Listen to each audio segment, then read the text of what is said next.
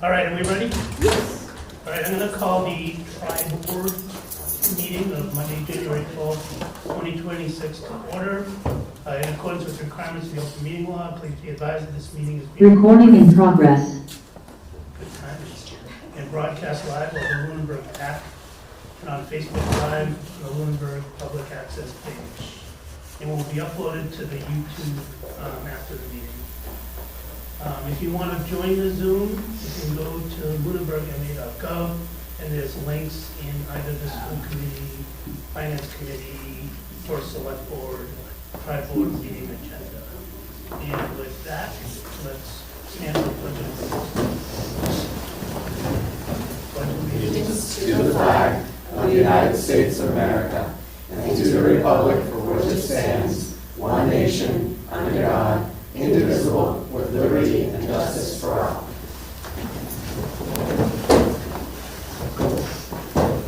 All right, I guess just before we get started, remind folks that the next TriBoard meeting is the The Monday.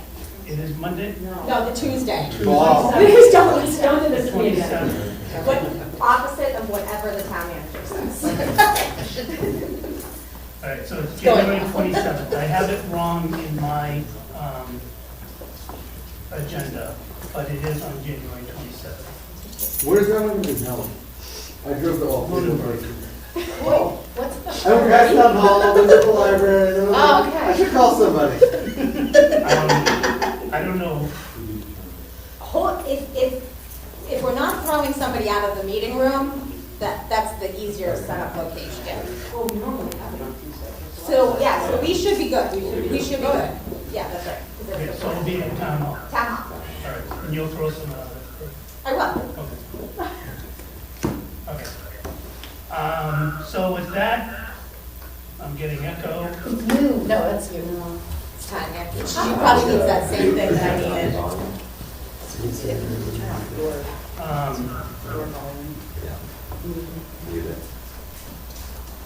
We had to go into the settings to be able to. No. Is that right? I think it's Monday. Oh, we got that? Socrates. All right.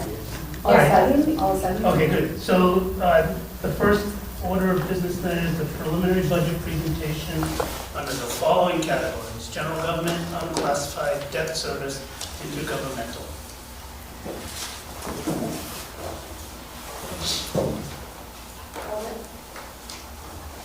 Got it.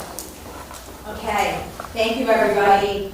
My plan for tonight is to go relatively quickly through the remaining budgets. General government is basically all town functions that you haven't heard of, the typical town hall functions, debt service, intergovernmental, and unclassified. I have a couple of folks here who have larger budgets. I'm going to just quickly present on anything. Please stop me as we go, because I know that it's the next part of the discussion that folks really want to get into. I put this together pretty quickly, so there might be some errors. If you see some formula errors, let me know, but I've double-checked everything. The other thing that I want to say before I start is the salaries currently are all at FY26 rates.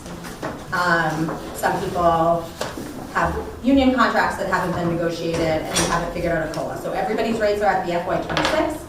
And if something had been removed from a line, for example, like had moved to another department for the purposes of today, if it's not in the FY27 budget, I don't have all the backup on it. So the first up is the town manager and select board budgets. The select board, $180,000 budget, largely driven by staff. $160,000 of it is staff. That staff covers the assistant town manager, director of human resources and procurement, the executive assistant, and minute clerks, together with some expenses. Not so much the same case as the town manager's budget, where it's almost 50-50 salaries and expenses. $305,000. So sizable budget. That includes the legal budget, which is the large expense driver there. Basic setup of the office. Select board oversees the town manager and has oversight as well dual oversight of the executive assistant with the town manager. And then I'm going to talk about in this budget the creation of a new assistant town manager position and stripping off that title of the director of human resources and procurement. Obviously, this is a budgetary difficult year, but everybody else who went on in the fall presented their budget needs, and this is a need that I think is of the town of Lunenburg. So there are a lot of changes in the FY27 budgets between lines. The town manager's budget and the select board budget, I don't think had really been holistically reviewed for expenditures at a time, so we did a lot of realignment and moving things where they need to be. A lot of these lines would run over, and then we're borrowing from Peter to pay Paul. And the other major driver here is that it creates an assistant town manager position that is distinct and separate from the director of human resources and procurement. The plan is to, rather than pull this all on as a initial budgetary expense to be absorbed in 1 year, would not to be to start the position until January 1. So to fund it for half year and get it on. Pretty common in communities that haven't had an assistant town manager. The first stop is that they pick up the piece of human resources. That's the largest piece. Lunenburg has had a director of human resources and assistant town manager for some time. And I think based on needs that I'm seeing, we're ready to have that as a standalone title. So, budgetary increase for the select board, $20,000 increase. Not huge. It's mostly expense driven to align with actuals. Town manager has a substantial increase of 77,000. 60 of that is the new assistant town manager. I also increased the legal line. We pay a flat rate for our legal, but we know that we are a busy town. I would imagine that we're going to get an increase from our general counsel, and then labor counsel is separate and aside. So I did put an increase there. I haven't gotten any quotes yet from our attorneys, though, on whether our rates are going up every year. So, and it's funny because it's not like the way that they approach their budgeting is for them and their clients. It's not necessarily the size of your community. It has a lot to do with volume. Although we've been a good volume town for them for a long time. A flat fee is unheard of. It's so good. And I have worked with a fair amount of municipal attorneys. You cannot get me to complain at all about our council. So I feel very secure. The other unique thing about Adam is what typically drives a lot of municipal work in communities is land use. It's big development projects that get appealed. That is what his background's in. So he is a land use attorney by trade. So it's a nice marriage. I'm going to move on quickly unless anybody has questions about select board town manager. Happy year. Yeah, it's yeah, it's about 120. I'm estimating it as $120,000 position for an assistant town manager. No, full-time position. What I'm the half-time is funding it January 1. Correct. To get it 40 and then some. 40 exempt. 60. All right. Driving the expenses of the additional 20,000 for the select board. So select board, let me zoom in here. So contracted services. Oh, yeah. Right on. That's How where we you go. were on. Right, batteries, there's batteries right there.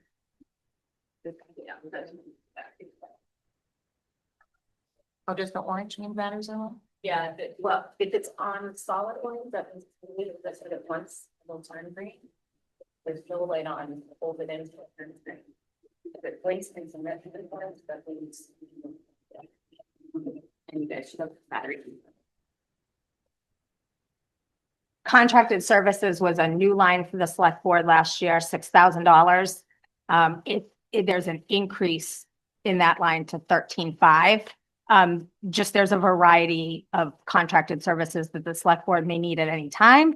And they consistently use a contracted service line, but the 6,000 was initially put in to achieve the goal of staff appreciation and staff morale and team building and all of that. That 6,000 is pretty much by one and put the appreciation of that, have a little bit of additional room there.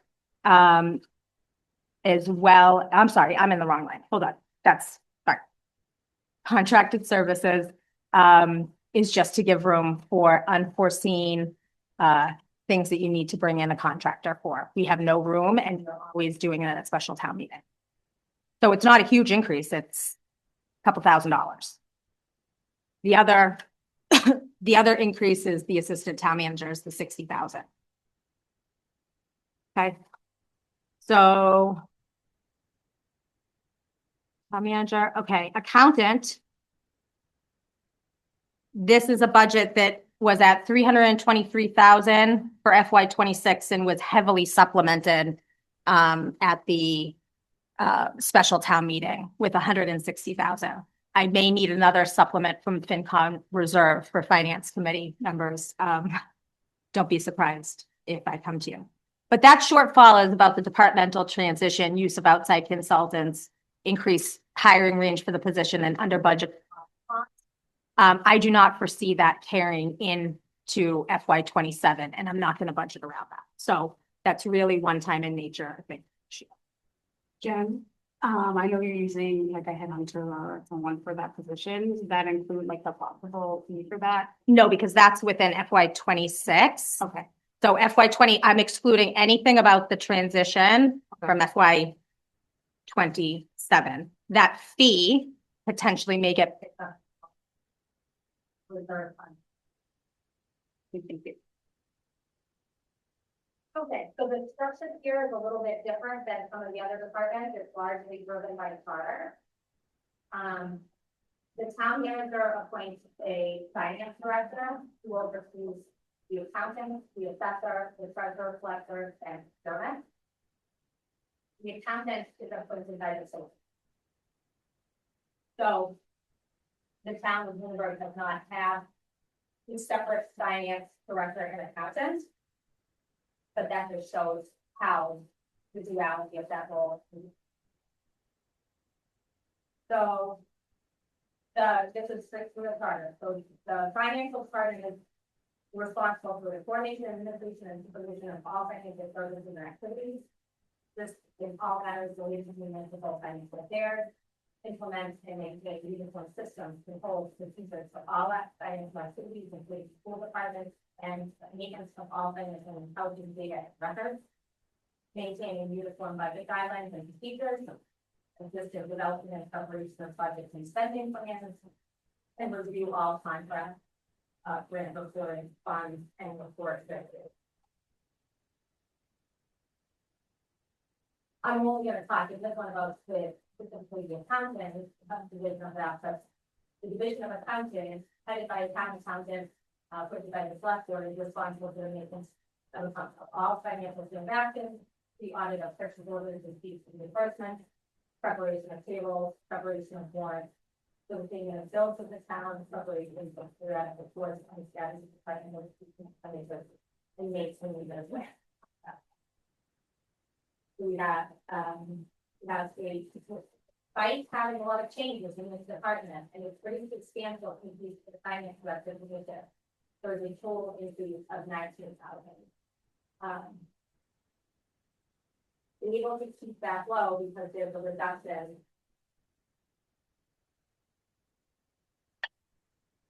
All right, I think we're gonna play with mics, but I can't.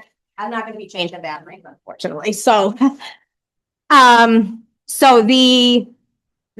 had some staff retire, allowed us to revisit the payroll and benefits position, and they retired at top rate. And so the reductions in the clerical line are somewhat offsetting the increases, and thank you, in the finance director position. The payroll benefit position will be filled. filled, subject to appointment by the select board tomorrow evening, if amended, so that is a real number.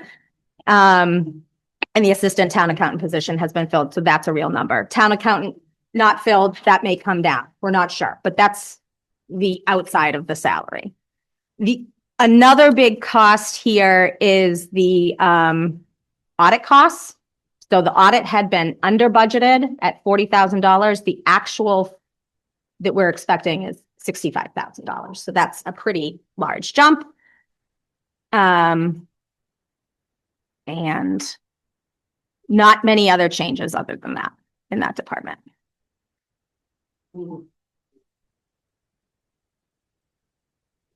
Hold on one sec. Yep.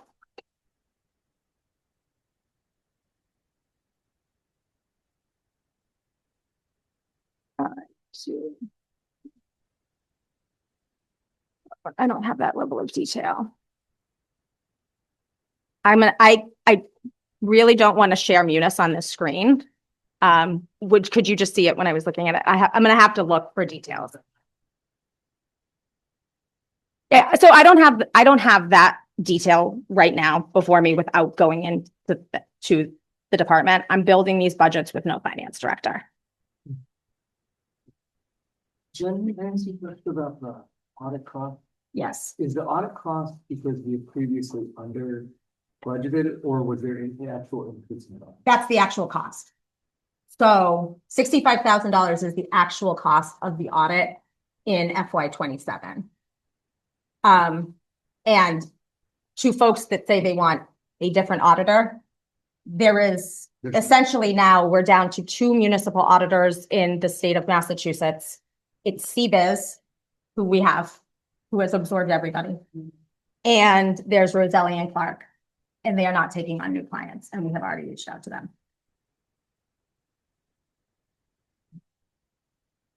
I will circle back at the end or following up with details. So I know we need details on the town accountant contracted services.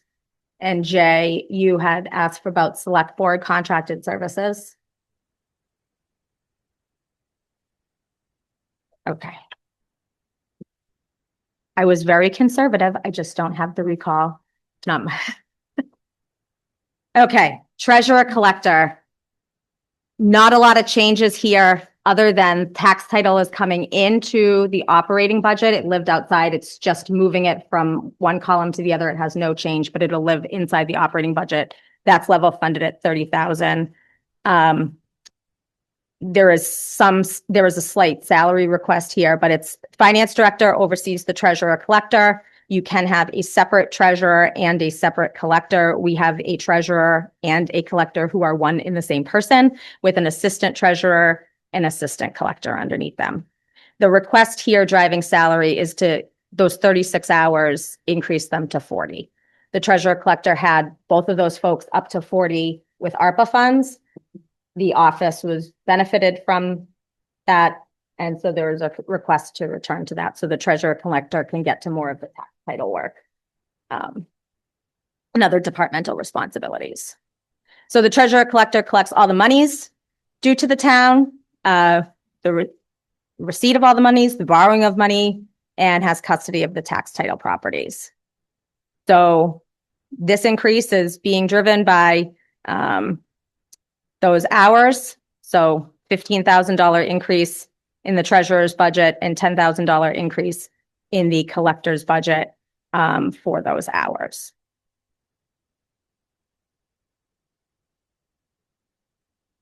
I do think that there is some room here to make some adjustments in both the treasurer and the collector's expenses. Minor. We're talking about surgical, not big savings. And that's about that on that one. All right, IT. We have a pretty big jump in IT. So I have Kara here. If there's questions, it has to do with Munis. So in FY26, the IT budget was $500,000, 500,000. Structure is the town manager oversees the communications and IT manager who supervises the outside contract. Susan. that preliminary IT budget increases by $90,000. So, what is driving that? It's mostly munis, but there was in FY 26, a change to the staff position, regrading and reclassing the position, or really a new position that we posted and hired for. So the staff support manages the external vendor, but is also all of our communications for the town. So updating and maintaining the website, rather than individual departments doing it, it's all handled through one spot. And doing social, graphics, flyers, things of that nature. So it's a communications and IT position. That does not include the COLA. When we go through the budgets, hardware is the general replacement of equipment. That's flat. Telephone, we got it up to the actuals. It had been historically under budgeted and we needed to transfer in. So there's an increase there, but you see the actuals warrant it. Purchase. When you say munis, for the. I'm getting to munis. Oh, sorry. I just know that was software costs. Yes. Yeah, okay. Purchase of service, Yeah. software costs. Like if munis is asking you. You teed me up. Sorry. So that's okay. So there is a $55,000 increase to purchase of service. Almost 100% is driven by munis. Yeah. So the town upgraded munis last year, December last year. That had a $108,000 price tag. It was offset by ARPA. So from operations was $61,000. There's no ARPA for it in year 2. In year 2, there's a contractual increase, and these contracts are not running on the fiscal year. They're running pretty close to the calendar, so they're going to be a bridge. But there's a 5% increase in year 2, which we are in as of today, or as of a few days ago, really, January. And then the year 3 price is market. They just said market. So, Like a lobster? yes. So that is a pretty substantial increase to one line. You see that I've flagged ClearGov here as funds that we've had conversations, maybe more so with Finance Committee than School Committee, but ClearGov was a software program that was purchased, I think, initially through a Community Compact Best Practices grant, assist with budgeting, assist with forecasting, and also as a transparency measure for the community. The reality is it has not been used since Heather Libby left. The interim town manager had suggested that it was cut. I had planned to cut it in the FY26 budget and heard pretty strongly that some folks wanted it to stay very much. But again, through the transition, now here we are again and it hasn't been used. I am waiting until we hire the finance director to ask them what their feelings are, but if they're not interested, I'm probably going to terminate it this current fiscal year. I have a question. You've already said this in the past. What is the difference between hiring a position internally to our outsourced position to this outside company? Is there a difference? So our internal person is not a technical IT person. Okay. She is managing the request, so they have a ticketing system, Right. but she's managing that workflow, managing the projects, all communicating with IT in a way that the former town manager was really in the meetings driving the projects. That's been separated off. So I seem to remember like a position being on the books for an internal IT specialist in lieu of the contract out. So the town had somebody in the role prior to there being a contract. Okay. There was no contractor, it was all internal. Right. And then there was a hybrid where there was a little bit of external support and internal. We have no internal tech folks. So what would be the difference in those two salaries, like with those two types of expenses? Oh, I see the question. You know what I mean? Thank you. Like, would it be cheaper to hire somebody internally than to outsource to another company? Okay. No, I don't believe so. And the other thing is, when you hire one person, you're relying on the skills, expertise, and knowledge of one person. That person may be a software person, that person may be a hardware person. When you hire the vendor, you hire the whole team. Okay. Is Munis priced by seats, modules, how is that priced? I have not had any, I was not involved in bringing this contract in. I really have no awareness around it other than we're in this contract. And is it just on some state bid list of the pricing, so the pricing we get is the same as a neighboring? Eunice, Yeah, were they probably procured through SHI? I'd have to look how they were procured. But if it was through SHI, it would be off the state bid list. I don't recall. I know that the select board was pushing to move away from them, and the prior finance director had an internal staff team. They wanted to stay with Munis, and then the votes were brought forward to us. We did know there was going to be an increase. It was the interim town manager that suggested using ARPA, but offsetting it because we knew it was going to continue to increase. This wasn't like this was a mandatory upgrade. We were 20. If any of you watched our meetings from that time frame, like Munis was a disaster. But in terms of how it was procured, I don't recall. It might have been a Sourcewell. SHI, I thought. But one of the things that's been represented to me is that until our books are as good as they can be, it's not the time for a software change. So that perhaps we may look at a software change at the expiration of this contract. I would hope that we're cleaned up by then. But if we were to make that change now, it could be more negatively impactful. Yeah. Not my favorite program, not the worst. It's kind of the worst. I'm a Vadar fan. So I guess my question is more, is there a way to save money if it's seat-based or like module-based? To amend If the there's modules contract. we're not using, or we're not using all the seats.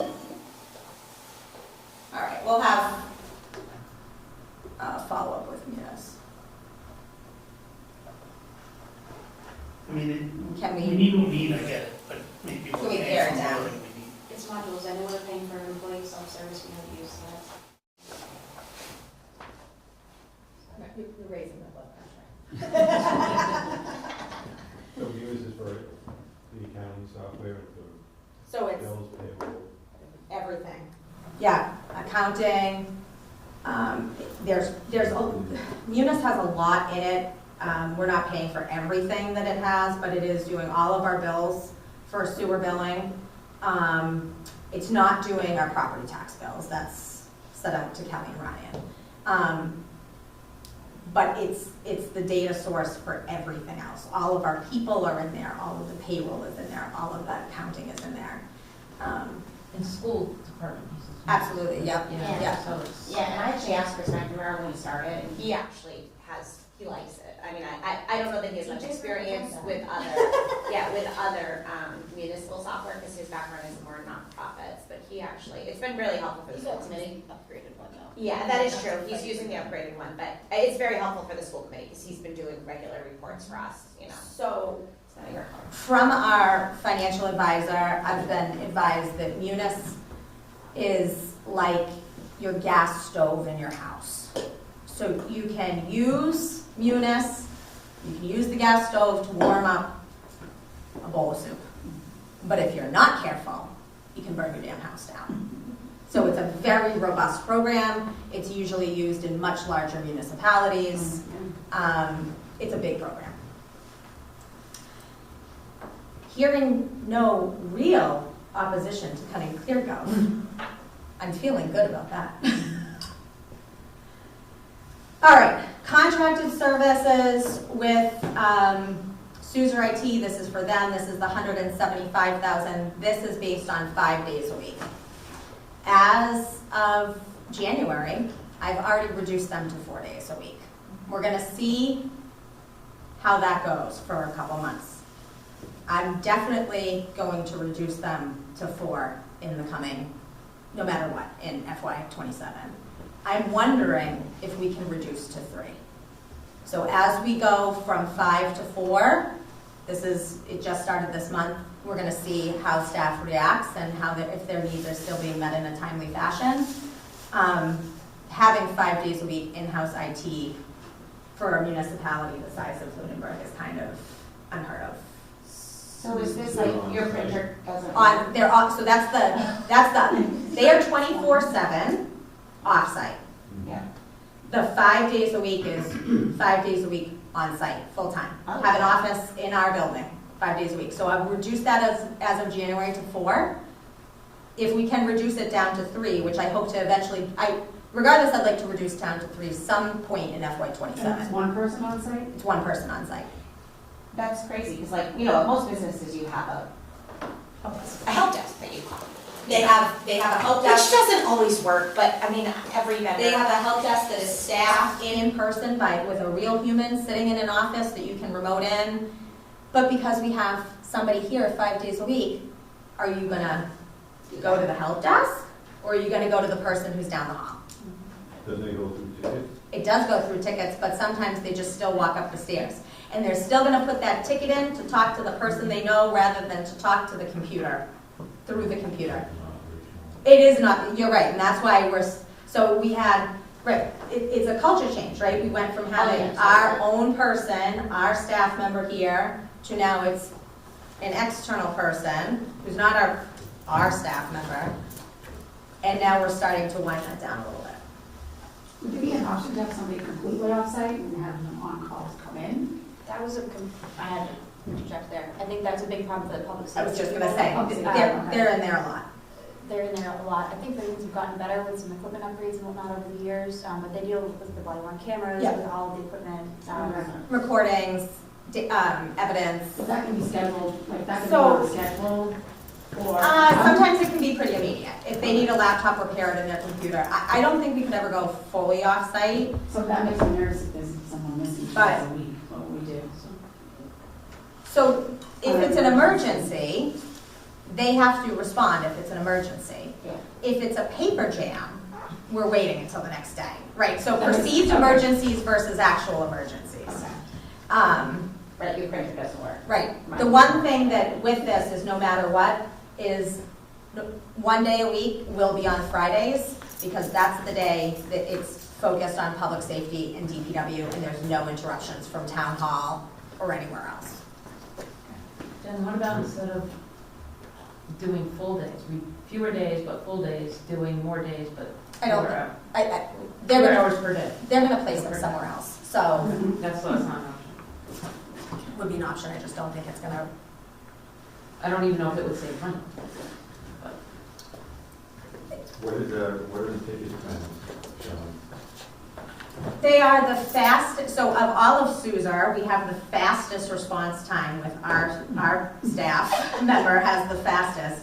But his tickets are down. He's been able to work on some of the larger projects that have not, now that he's not being consumed by triaging, he's able to work on inventorying and coding things and better work on replacement schedules and the things, not just triaging. So since we're at that point, I really think we can.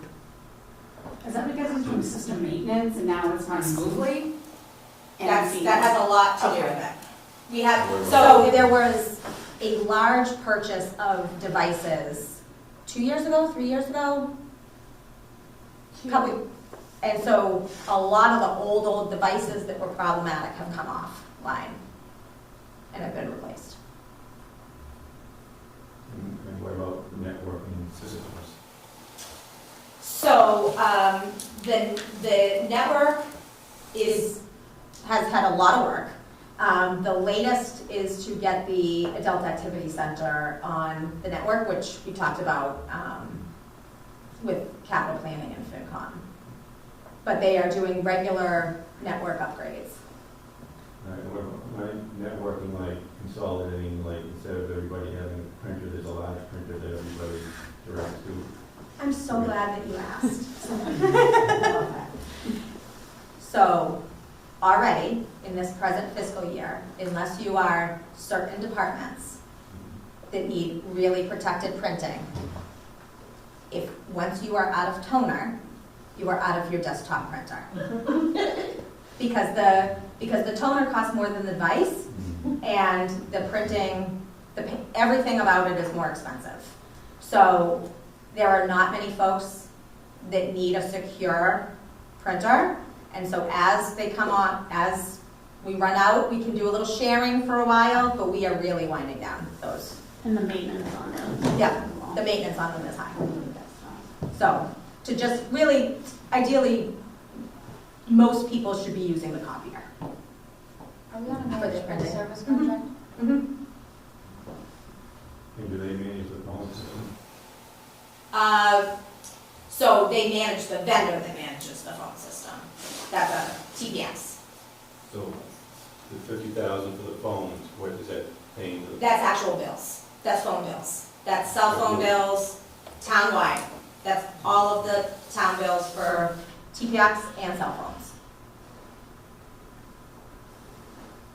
So it's TPX and T-Mobile T-Mobile, Verizon. and TPX. Yeah, Verizon has our faxes. T-Mobile's our cell phone provider. We pay for phones from building to building or in-house, and we pay to use their phone lines. They go VoIP, Where's the that? voice over internet phone.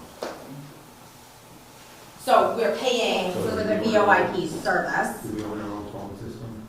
Are we paying to use a phone system? Do we own our own telephones?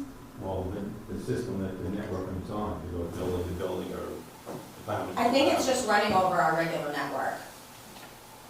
I don't think that there's a separate, unless anybody knows, I don't think that So there's a separate. there's no fiber optic in town connecting the buildings for any of that service? No. From a, in my former community where we had a muni power plant, we did that with a grant. I got where you were going with that. All right.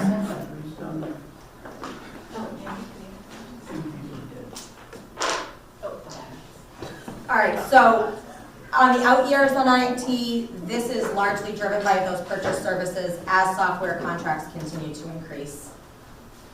That's an unknown. Any other questions before we move on to town clerk? Okay. I knew that Eunice would get you. All right, town clerk. So today, not today, this FY27 is an election year. You will see the town clerk's budget often fluctuates from year over year. It goes up, it goes down, goes up, it goes down, and that's because of the election. So this is a salary-driven budget. 133 of the 143,000 for the town clerk is driven by salaries. Same thing with the elections. Little interesting setup. So the town clerk is elected, oversees an assistant town clerk so there's a dotted line to the town manager there. And then election workers and part-time assistants. So the town clerk is responsible for keeping the vital statistics of the town, keeping custody of the town seal, administering the oath. Now we're going to get into the bread and butter things. Issues licenses and permits. So they're issuing dog licenses and certain types of permits, but all dog licenses are through the town clerk. They supervise and manage all of the elections, and they run town meeting. So clerk of town meeting, and if there's no moderator, would preside until a temporary moderator is elected. A lot of their duties are statutory. And so we have a $15,000 increase to cover for the election. That's much of what is being covered here. There are some really minor couple $1,000 increases to expense lines, but the $15,000 increase is really being driven by the elections. Can I just ask a question about the clerk's office? Has there been any look at workflows, because we're coming off of IT and into, it is painful to be a chair for a clerk in this town. You are emailing stuff, people are posting it, there's no workflows. It just seems like a weird way to run an operation. And they're like paper, like notes that are long on pieces of paper, kind of. So the town clerk can dictate how they're going to accept agendas from folks. I do not have any authority over the town clerk. To influence. I have influence, but no authority. There was no line connecting. So, for courtesy, sure, but I'm just gonna leave it there. I just think that that's an area where operations could be made much better in towns. I think I'm gonna refer back, I guess I will, I'm not gonna leave it there, because I'm not, because we're in the TriBoard and this is what we're doing, right? I'm gonna refer back to statements that I made at my interview. These are public statements. I do not believe in the year 2025, 2026 now, that an elected town clerk serves anymore. I think there was a time that made a lot of sense. I think that there was a time that you could come up and you could learn all of the statutory duties of that office, which there are many. It is not the same job that it was back in the 60s. It is not the same job that it was in the 90s. It is an intense job. And if you haven't been, if you're in a community and you have been training to run for town clerk, and you have been working in the office and you have been getting ready to go, by all means. By all means. But I don't see how an elected town clerk could come in and perform all the duties, having not had experience in the office. It's outlined in the charter? That's correct. So that makes It would be a charter change. And how many towns do you, I mean, I know you don't know off the top of your head. So that's one of the areas that you haven't seen as much transition as you have seen. Yeah. A lot of towns are leaving that setup. Yeah. You have certain towns who have had a long, now listen, I want to be clear, Yeah. Kathy Herrick, I was very concerned that she was an elected town clerk. I was so nervous. It has been a blessing to work with Kathy. Yeah. I have no concerns about Kathy's skills, abilities to do the job. But it's a big job. But it is a huge job, and it has changed her willingness to continue to run. to keep. So there are some communities, Yes. there are some communities, right, there are some communities that when they put a bylaw that the charter change will not take effect unless and until the person sitting in the role seeks to not. Or doesn't run. Doesn't run to seek re-election. There's ways that have been done. My town that I live in, the assistant town clerk ran against the town clerk and won. You can only imagine what that looked like for election season. Yes, I'm not going to pick on just the town clerk. I mean, just even like the materials from this meeting, right? I had to ask you to put them in a drive, and it should just be automatic. Like the way we organize and manage material in this town leads to great inefficiency, not only on volunteers, but on staff. Scheduling rooms is. Scheduling rooms, yes, scheduling Zooms. It's hugely inefficient. I don't disagree. I actually would like to, at some point, change and just give all of the chairs Zoom logons. Start your own meetings. Yeah. Just get in, do your thing. Yeah. That's not how it is. It's not. No. Oh, And it's an arrangement that I don't fully understand. okay. All right. So, only real things affecting this budget, yeah, there's a union contract for the clerical employee, that's not having a major impact. But we've had increasing mandates around elections. Unforeseen, additional unfunded mandates can always affect this office. Scrutiny around elections can affect this office. We do get reimbursed for some of it, but it's after the fact too. So, just flagging that. All right. Here's everything else. Miscellaneous general government lines. A lot of this, it's a little early.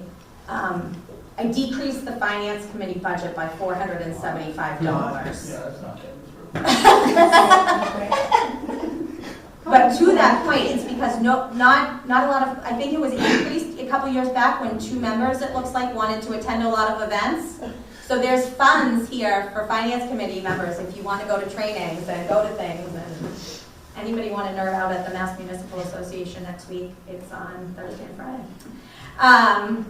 Finance committee reserve, it's been 185 for last fiscal year. I think it was almost all used. The year before it was a little higher. I think we're okay keeping it at 185 for now. Salary reserve, it's far too early. It's far too early. I have no idea what's in it. That 210 is not even a real number. We are currently in active negotiations with the DPW, fire, and clerical union. And I have no finance director. I'm doing fine.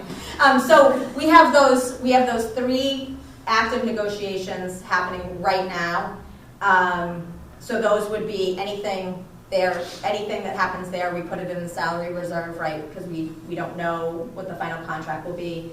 The COLAs typically go in salary reserve. So everybody gets funded at their FY26 rate, and then the COLA gets picked up.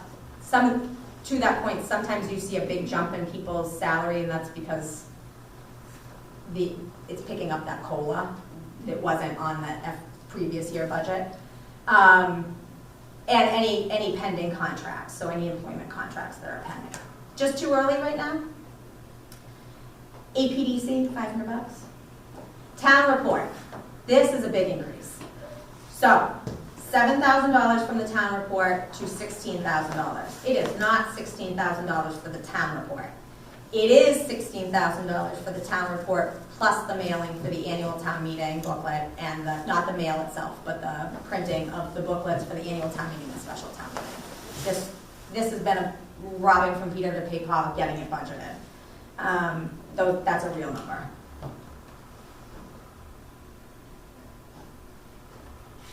Did we do something different this year?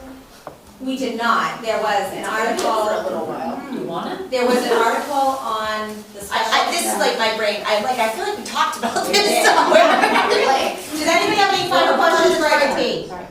No. Oh, right. So good with Aaron. Thank you. She was trying to say that. I know. We don't have to rehash this. No. So there was an article on special town meeting. Okay. There was some feedback that some people wanted a few more guardrails. Yeah. And I think the select board's gonna be talking about it as early as tomorrow. Okay, great. That's great. Thank you. All right. I know it's expensive, but So it's this also could change, 16, this could right? change. That could change. According to what It they're- doesn't change down to 0 because there's still, no matter what, would be a mailing. Right. It's just, but it's not really the mailing, it's the printing. It's the book printing that's driving that You could cost. send it QR code, postcard, you know. I'm really not sure. This was a budget task force thing. But I think the more people that know about it, the more Yeah. likely we can get this to pass. I will say, for anything, you have to hear something 3 times before you hear it for the first time. Yes, I can. Right, so now you're hearing it. All right. Central purchasing, not a whole heck of a lot of changes here, $1,500. I do want to flag, last year's the first year that we put all of postage together in one spot, taking everybody's lines and combining them for that 50,000. I looked at it over the weekend and we're running at about 40%. If that trend holds, I'm gonna reduce that down. So, but it's in its first year and I'm a little nervous. Are there things you could opt out of postage wise, like tax bills? Like just not pay post.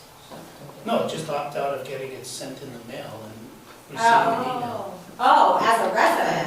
I feel like there could be a sheet that says, I'll take everything electronic. Because a lot of people opt into it. Well, the bills is a big mailing. Yeah. Yeah. That's a good, this is why we're here, that's a great question. People set up automatic billing with their tax bill. Yes, More likely. I did it today. We can. Through you, okay? Oh, okay. All right. That's a good one.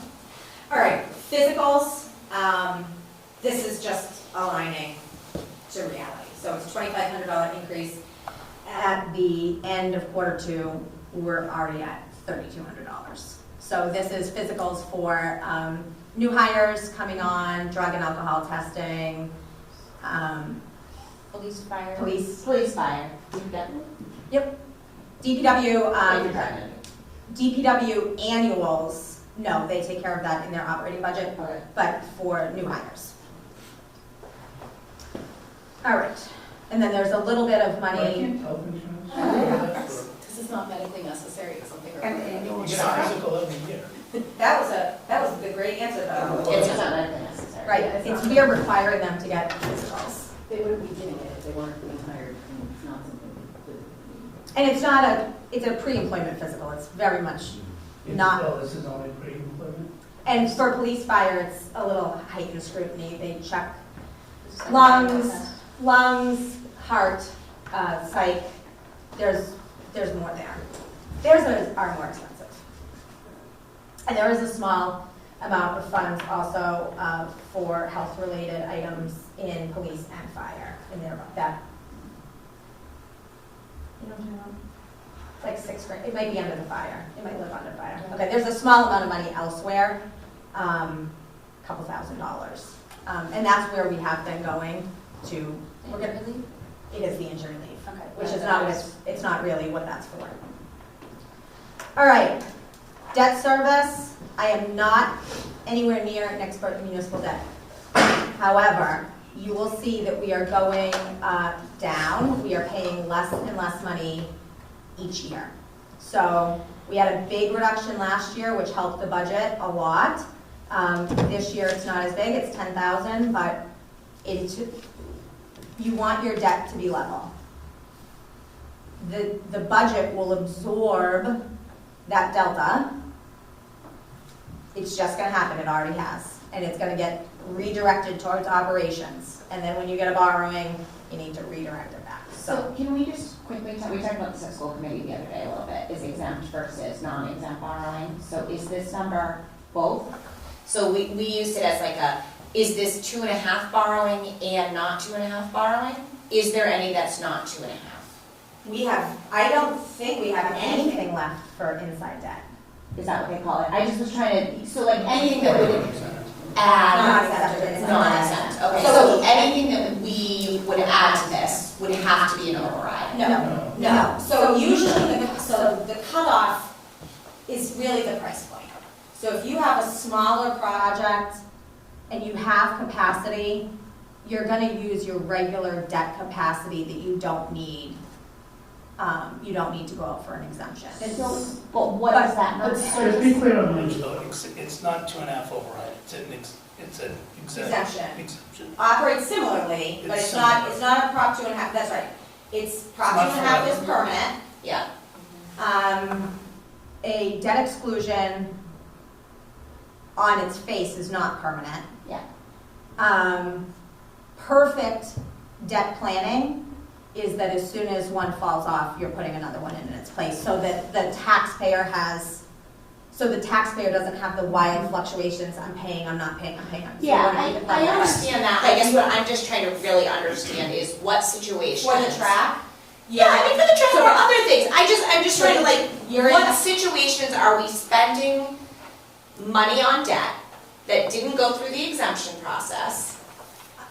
And I would say under $1 million, I would imagine. right, and didn't go through the free cash, like, the process we currently, capital planning. Let me get back to you of the history of what we Yeah, I mean, I'm not have sure- right that now. I would be- don't think there's any left. I think with the exempt borrowing, we're paying what we owe out of the budget, as opposed to. No, the Right. non-exempt. The non-exempt, sorry. Yes, I agree with that, but Sorry. I guess what I'm saying is, what situations is the town allowed to take part of their budget and spend it on non-exempt? So whenever you're going out for borrowing, you're working with the bank, Yeah, and they're advising you partially around that. okay. I would imagine it wasn't probably just off the cuff here. Yeah. It's gonna be things under $2 million. Okay, no, So that's we can important. we can get a list.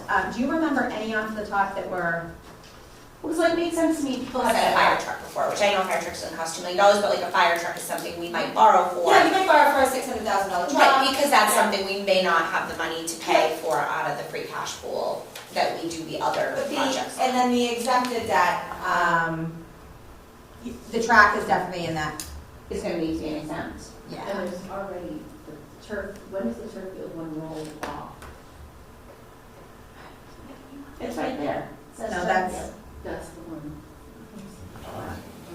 Oh, I just don't want to share my whole screen. Okay, Well, I'm really it's being 17. cognizant about, I don't wanna accidentally share my email. No, that's right. right, it's fine. So, No, that's what I was fine there. We can, So, Jen, we can talk about this another time. I just think it's important for me and the rest of the school committee to Let me understand share some with of you, this. I have a whole schedule. Yeah. I just, again. So it does say 2017 up there, so. Yeah, it does that's say when the 10th borrowing, year, but I don't know yeah, the term of but borrowing. it was a 10th So I year. have a whole schedule, I'll share it with everybody that has all the projects, when they fall off, the amount, and you can look at it. Okay. That would be very helpful, yeah. So Ian, recently, regular debt that was retired was fiscal year 23 DPW building, FY 25 ladder truck, FY 25 Saliva property, and in FY 29 was artificial turf. That was all regular debt that's retiring. And I assume the DPW building was like the design phases of it or something. Or was it the roof repair? Maybe, I don't Yeah. know. And then excludable debt that's retiring fiscal year 23 public safety building, primary school, fiscal year 24 elementary school, high school heating, FY 25 was the library, 35 was pavement management, and 46 was high school, middle school. That would just be helpful to know what Yeah. was exempt, what was non-exempt.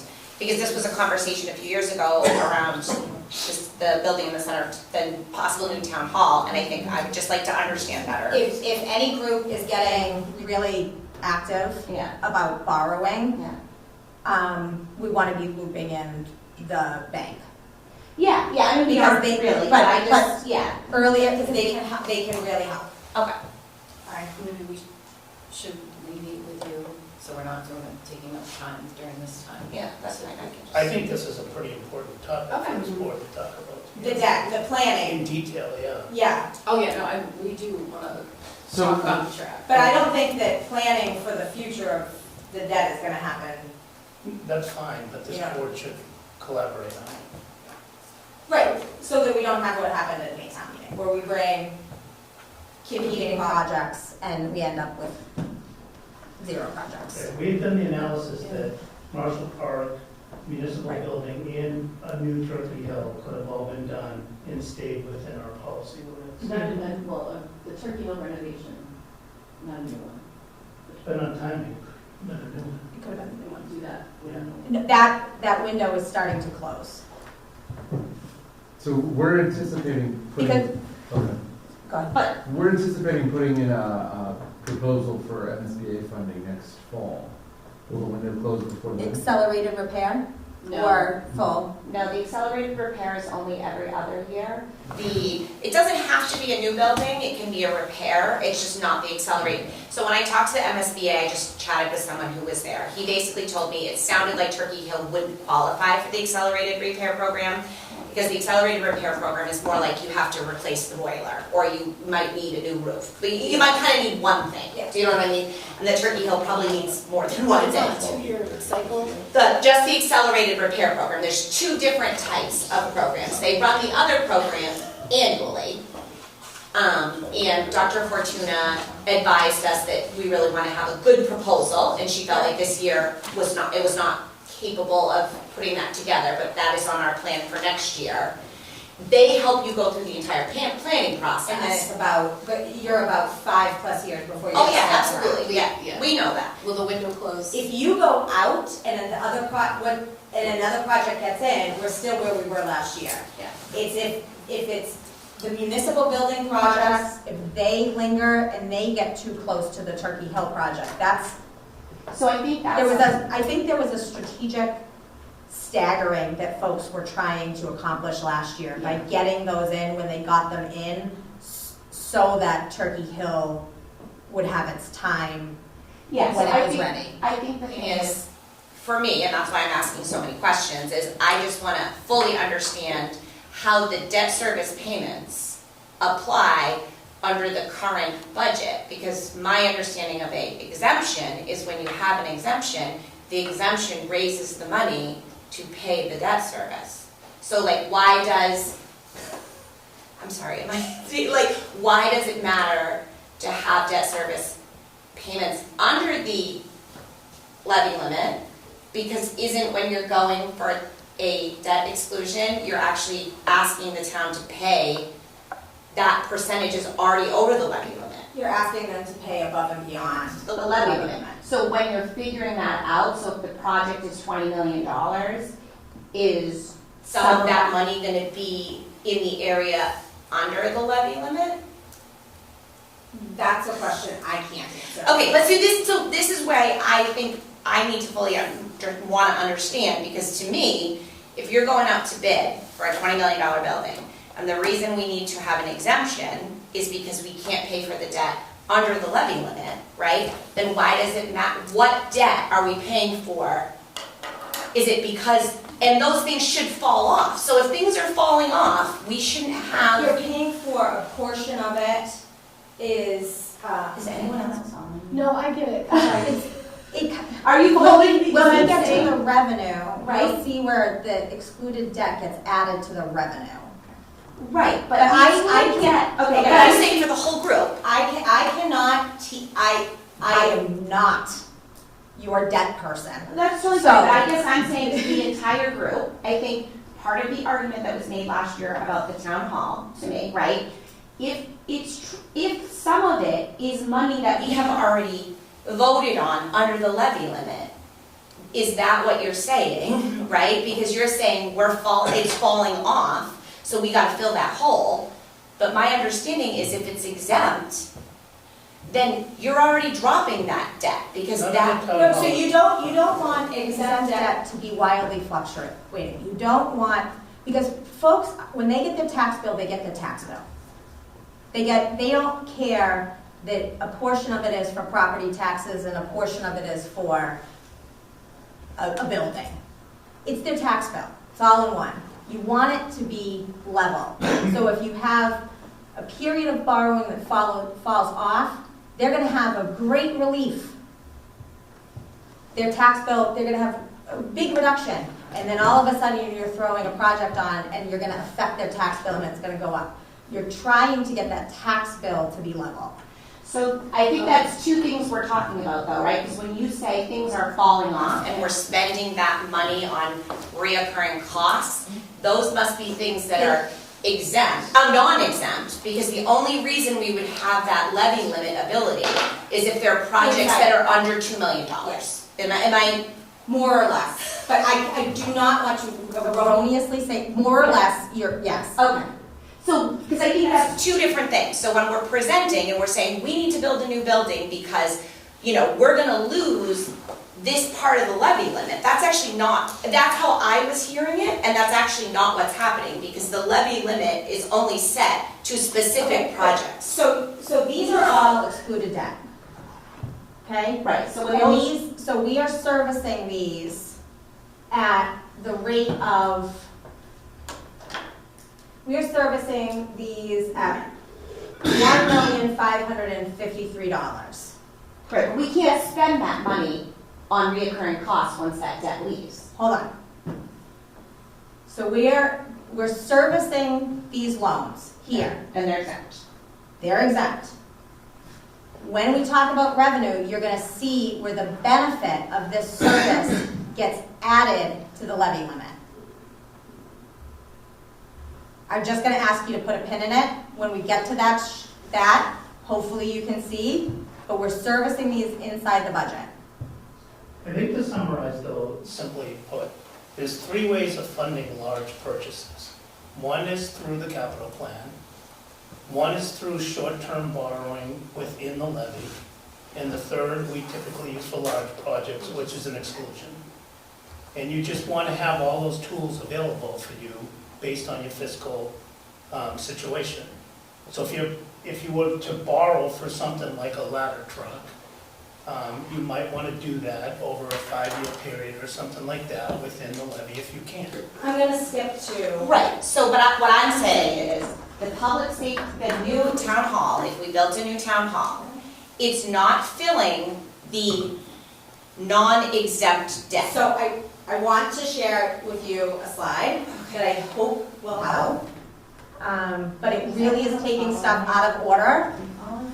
Yeah, so the way I look at it too is that you don't want to say buy all your buildings, build all your buildings in the same small little window. We're spreading them out over times. So as some of the debt comes off, you want to add new debt. But she's talking about the effect of in the So budget. that's Okay, a so different Mandy, conversation. respectfully, I'm gonna ask that you wait till we get to the revenue. So when we get to that slide, hopefully you can see how the math comes in. But I think it will be illustrative, but I don't want to jump in the middle of a slide on revenue that's then going to throw off everybody else in this room from understanding revenue. Okay. Anything else on that? Can I ask one question? Does exempt, do we have a limit for debt that combines exempt and non-exempt?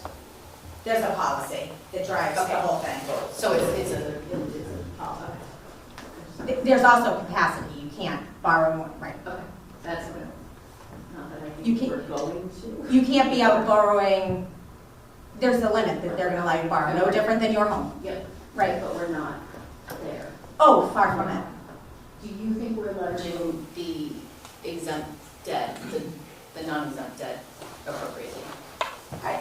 I don't have necessarily have any knowledge, again, Okay. around, I needed to ask Chris what the three projects were, right? So we haven't done one and we haven't used it in a time, The non-exempt. non-exempt, We inside haven't borrow. used it in the 6 years I've been on the finance committee. And Yeah, our this- non-exempt percentage is at about 0.5% of our total What's our levy. policy on it? 4. So we could technically be putting new projects out there that have nothing to do with the school, like with the town hall, because those things have to be under $2 million. So $2 $2 million million. is, yeah, don't marry yourself to $2 million, okay? So it's just, but it's, We can keep going, but The problem we have ourselves in now, though, is our non-exempt borrowing is so low that we're gonna have to eat into operational funds available because it's driven almost to zero. So the only way, and we levy to the levy limit.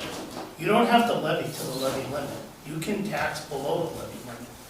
But And we've town- gotten ourselves to the levy limit. towns that have not taxed to the levy limit, those residents over these past couple of years have had increases well over 2.5% at a simple vote at town meeting. That's the negative of not taxing to the max, they call it, that you can just have a simple vote at town meeting to increase. The other thing we have is reserve funds, right? So for like a ladder truck or something, we have a reserve fund. We have a A special, stabilization. yeah, Sorry, special purpose stabilization. vehicle stabilization fund, which was intended to be used for the first time in FY '25 and likely will be used for the first time in FY '27. Okay. I totally skipped over your slides. Did I even? Oh, okay. This is education. All right, so I have one more on some biggies. And then, why is?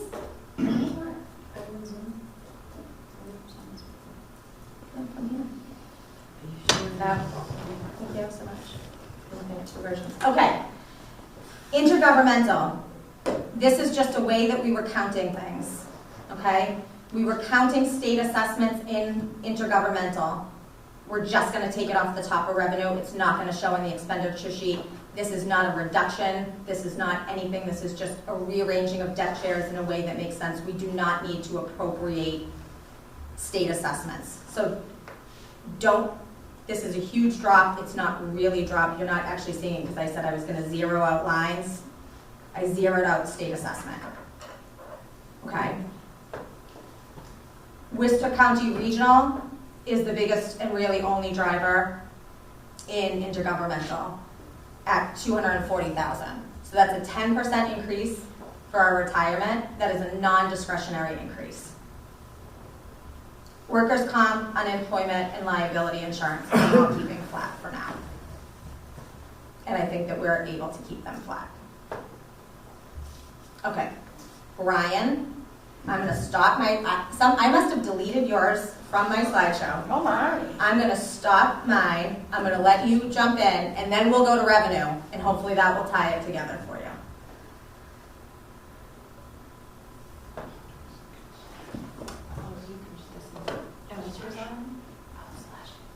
I'll watch it. Oh, you're right. Is that what I should ask you? All right,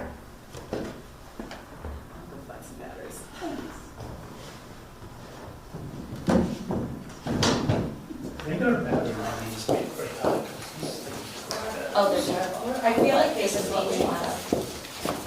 All right, Brian. Do you want me to just start at the beginning, or do you want to? You go. How long would it be? All right. So the land use department had a lot of reorganization last year. we consolidated everything into one line, so it used to be different lines. It's just one department land use. So it has building, planning, conservation, and ZBA, historic, well, APDC, all of those are kind of fall under that. All under there.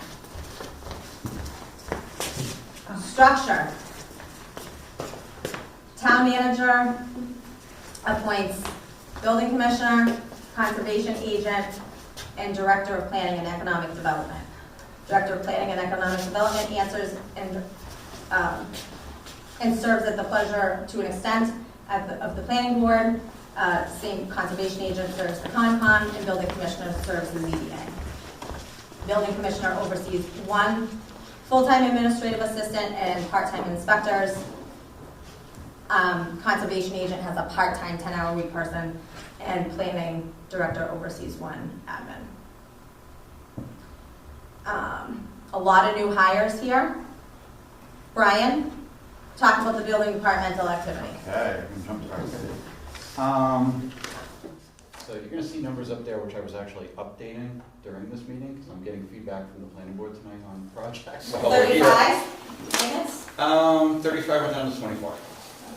Potentially, it was rejected entirely tonight, they're gonna have to come back. So what you're looking at is essentially FY26 estimated to be average. Right, look back a few years beyond when this table goes back to, all the way back to even FY20, 21, and looking at a lot of trends, and we are literally going to be sitting at roughly average at 325,000 permit fees, 600 permits, electrical 420, plumbing 140, gas 120. Those permit fees, again, it fluctuates. We're looking at, planning board had 35 lots before them tonight, that just dropped likely 24 lots. So you don't really count those fees, not counting chickens until they hatch here. And we got 30 summer streets floating around, that could potentially, that's 104,000 square foot building on Summer Street, commercial building, so we'll be bringing in something if we can get there during 26, likely occupancy in 27.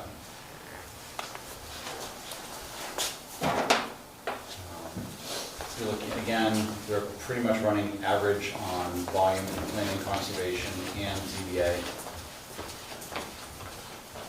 Nothing but average, unfortunately, nothing out of the ordinary. Near level funding across the board. When we get to salary tables, you're going to see some big drops and some mild increases to kind of average it out, and there we are. So you've got Director of Planning and Economic Development, that's a new position, formerly Land Use Director.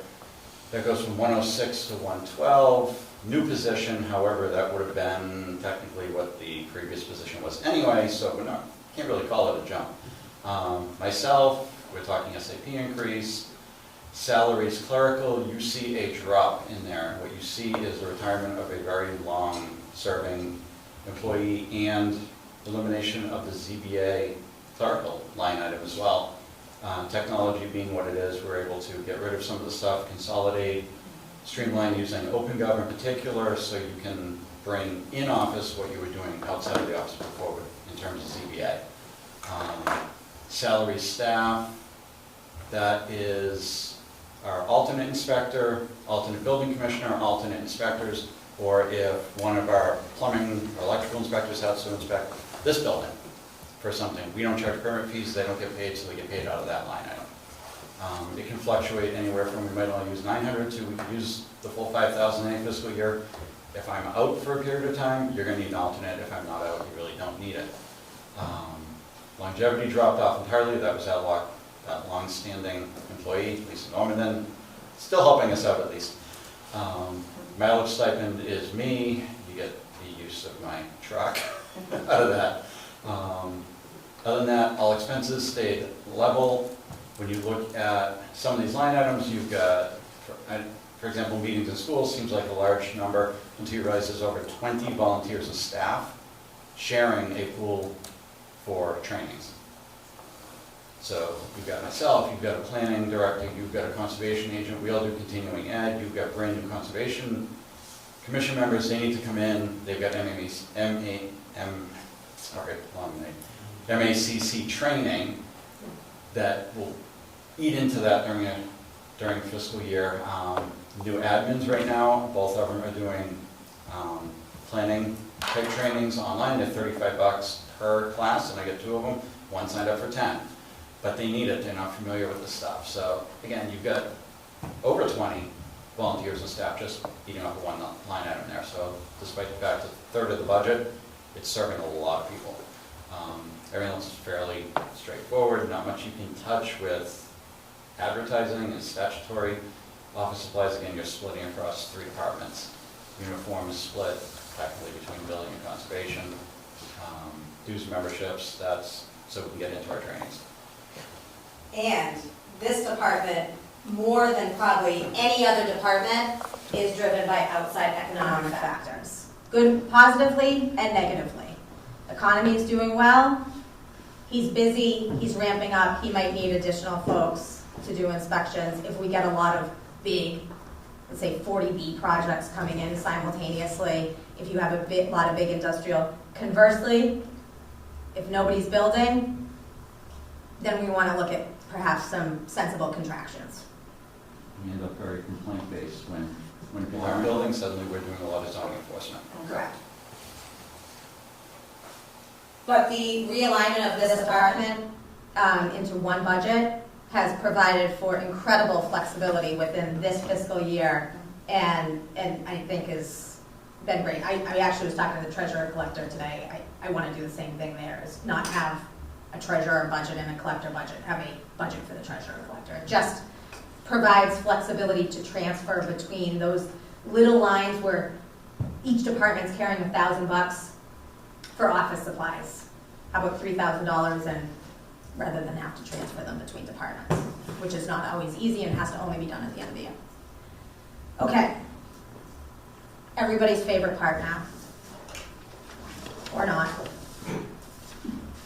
All right. The revenue. This is preliminary.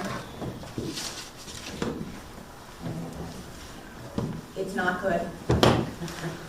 If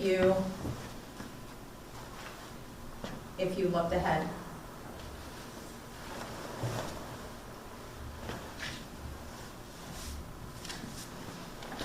Okay. So, our total revenues right now, and we're going to dive into in the following slide how we get to this. Total revenues for FY27 right now, $51,331,000. That is largely reliant on property tax, 71%, followed by state aid and local receipts.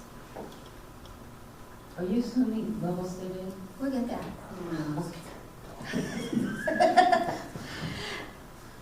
Largest piece of the revenue pie is our local property taxes. Here's where I hope that becomes more illustrative on this slide. So we start by the levy limit. So the FY26 levy limit is the total amount of the levy across all tax that we can raise. To that, we add 2.5%. That is your Prop 2.5. Prop 2.5 says that that is automatic. That's what Prop 2.5 does. To that, we add new growth estimated. We're gonna go into where that comes from, the new growth estimated. And to that, we add the excluded debt. So we add the excluded debt on the top end of to the available revenues, and then take it out in the expenditures. So it goes in because it's been excluded, and it comes out. So the debt service that you're servicing here, the debt service that you're servicing in FY27 is because you're adding that excluded debt to the bottom line. If you didn't have any debt exclusions, if you had none, it would be the 36 million less 2.199. So it gives you extra revenue to expend for that purpose. Right, but when that debt falls off, that number goes down. The excluded debt goes down and the total maximum allowable levy goes down. Right. And then there's a small amount of debt that we're paying for in the 2.5 and the levy limit. And you're saying that amount is also going down. Correct. And we're now spending that on operating. Both of them. But what I'm saying is if we had any projects that fit underneath that, we could have been spending that money without an exemption. Correct. So that is what I'm trying to say, is that the argument around the town hall was that we have the room, which we have the room with the excluded debt.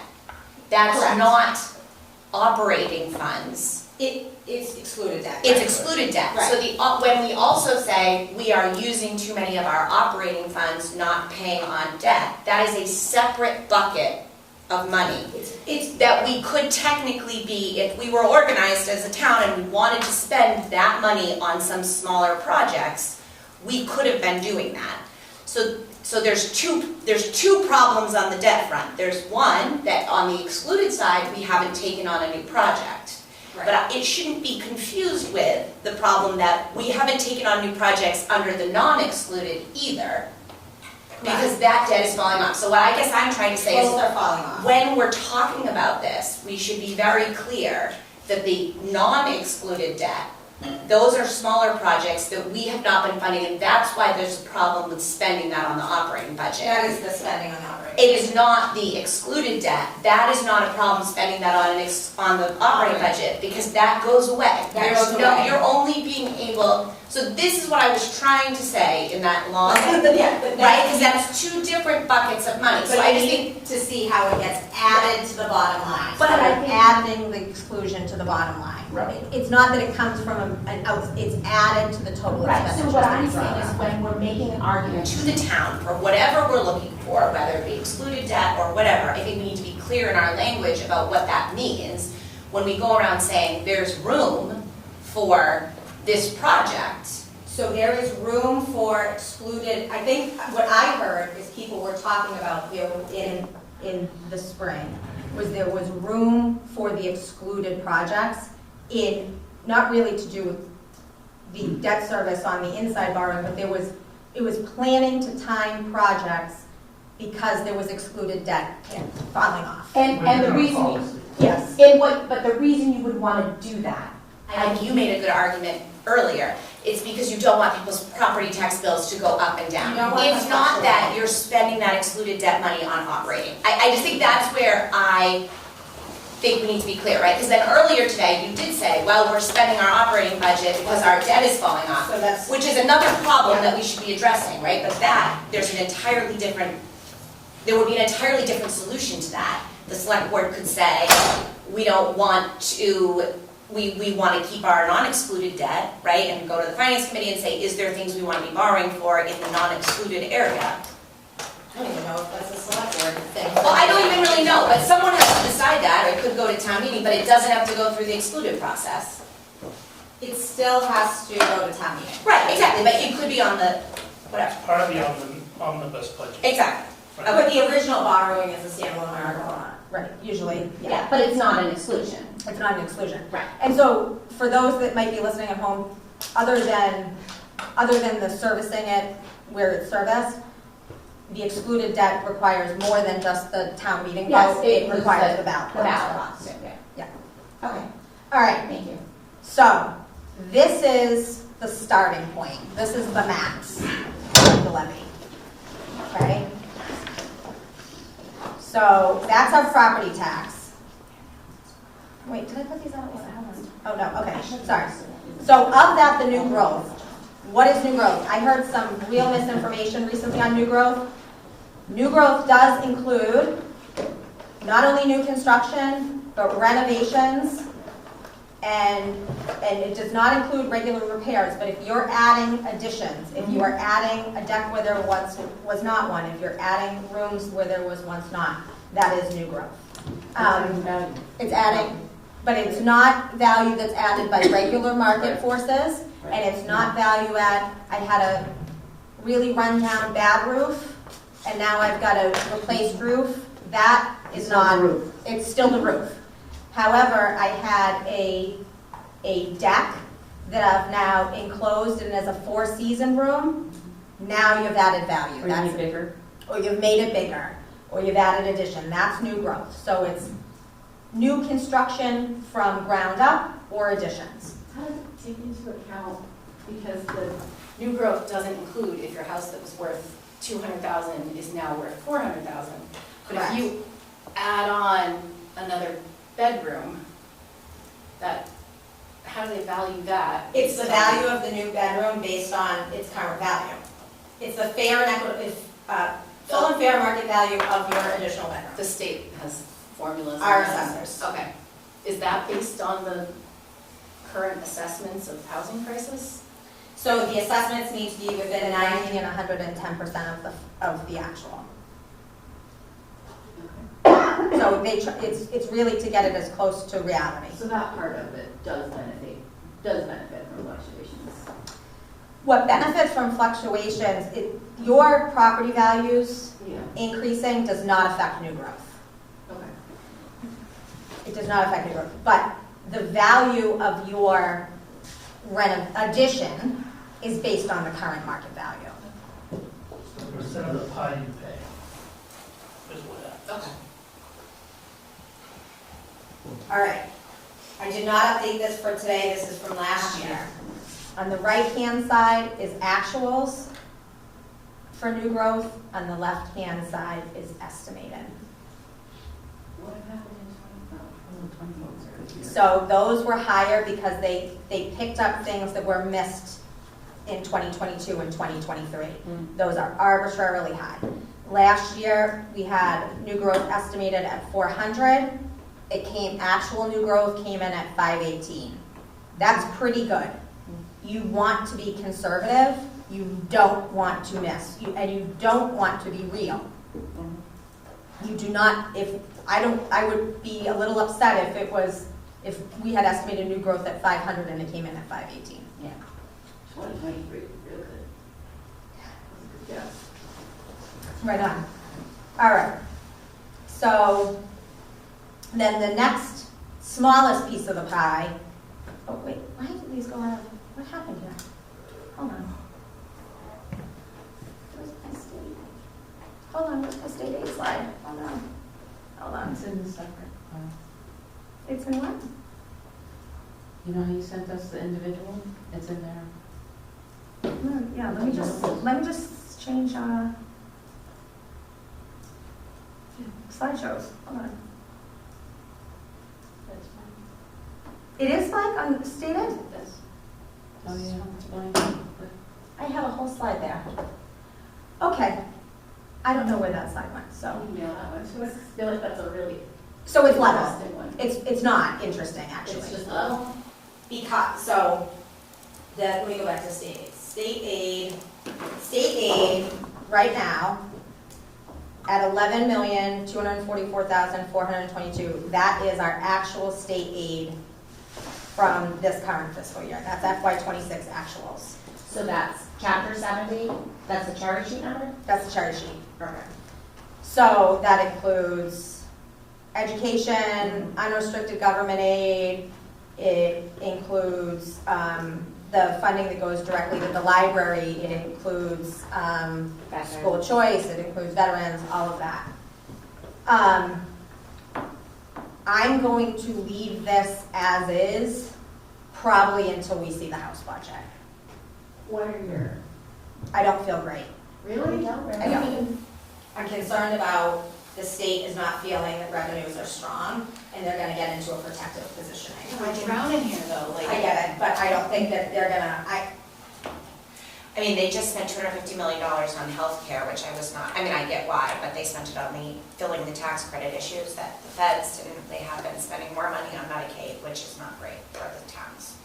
But it does seem like there's been a lot of, They're not unaware of the problem. it doesn't seem like they're unaware of no, the and problem. to that point, actually, when we get to the next part of the discussion, one of my suggestions to this group is to consider as next week, or next meetings, Yeah. when you're into the meat of it, to invite them here for these conversations, so that they can understand, the legislators can understand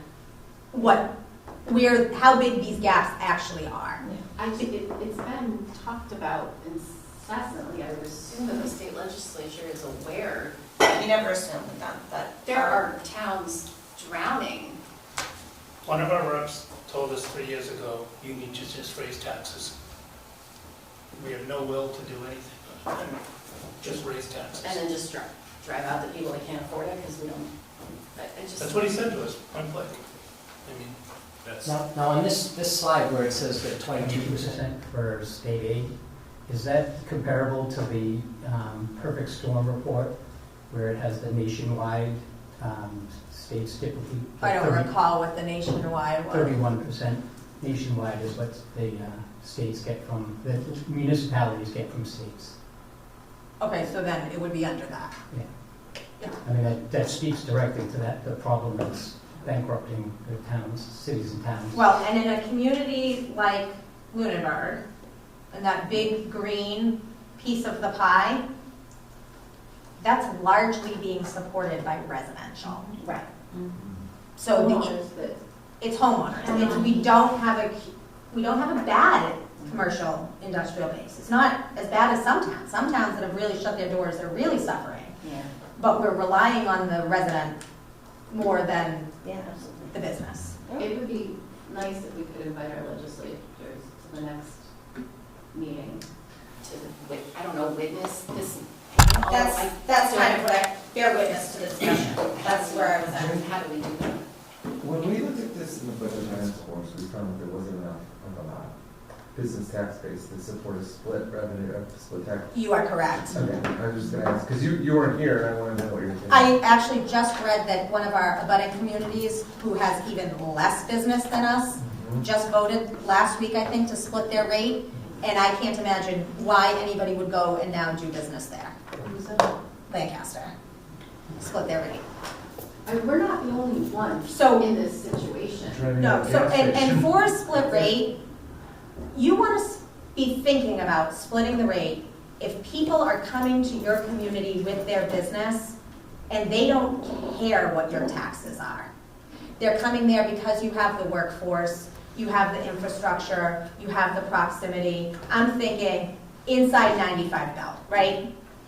Some certain areas, some, Air has done a good job because they are right on 495. they're on 495 and 2. And they have the train station. Right, so they have just 495 and 2, they're just better positioned. We do not want to chill, in my opinion, any commercial industrial at this point. We want to, arms wide open, Business friendly. come. So the last piece of the pie I've also kept level for right now is local receipts. This is because we are not closed on FY25. I did make some adjustments last year. I went less conservative in some areas and made some adjustments. I don't want to touch this until we see where we are. So local receipts are motor vehicle, meals, excise taxes, fees, fines, licensing, permits. You heard Brian talking about his permits, all of those fees. This is what they were last year. This is what they are right now. So we did really great on investment income. You see it projected at 85,000 for FY '25 and 100,000 where actuals were coming back at 414. I do not want to rely on the market to continue in that way. We do think it's going to be good again for a couple more years, but we want to be conservative on local receipts. We did push them. I do want to address, I actually was hoping that another member of FinCom was here, but there was some conversation at Finance Committee about ambulance receipts. They're included right here in local receipts. They are not processing through any free cash process. We are estimating that they're going to come in and they're part of our immediate spending pie. Do you expect, I expect the governor will announce her recommendations next weekend, and doesn't she usually do it at, She usually, at the MMA? I feel like it literally comes out the morning of, Yeah. because we're all just sitting there angry, and then Then you she's get a like, little happier. Yeah. Yeah, that's usually the way that goes. So that will, it's just for folks who aren't as familiar with the budget process, we will have a better, I mean, It it's doesn't- very hard for the legislature to go down I was going to say, from the governor's it typically recommendation. doesn't get worse. Yeah, But buckets move around, but it doesn't usually get worse from typically, unless some outside something changes. yeah. So I don't think though on local receipts, I'm gonna be changing that unless and until FY '25 is closed, I'm definitely not doing it without seeing those real numbers. How are you feeling about that closing this month? I tell you what, I feel bad, and so far I still feel Don't good. feel bad? No, not yet. All right, so let's just go back for a second. Do you have like chapter 90 and other? No, because chapter 90 doesn't come into I the, know it doesn't, but it's still a source that we use. it's a source, but it's not a source for the operating. This is just revenues in terms of operating. I understand that. Yeah. I think we need to make sure we're looking at it. Yeah, Factoring it into our, well, certainly Bill's factoring it in because he's become more reliant on it. Like, that's where he's doing more and more of his projects. And he likely will continue that way. It's an amount every year, are we just sitting on it? No, but you can carry it over from year to year. pretty high. Because it was pretty high. I think in his DPW projections, actually, he had them. If you go back to his DPW presentation, if it's not in there, I believe it is though, he talks about if there's no, what will happen to chapter 90 if we start to rely on chapter 90 for our pavement management plan. It goes down very quickly. And the reason that we're talking about that is because last year, I reduced the pavement management plan. And I am talking about reducing the pavement management plan again, as we will see from a few slides. You will see why.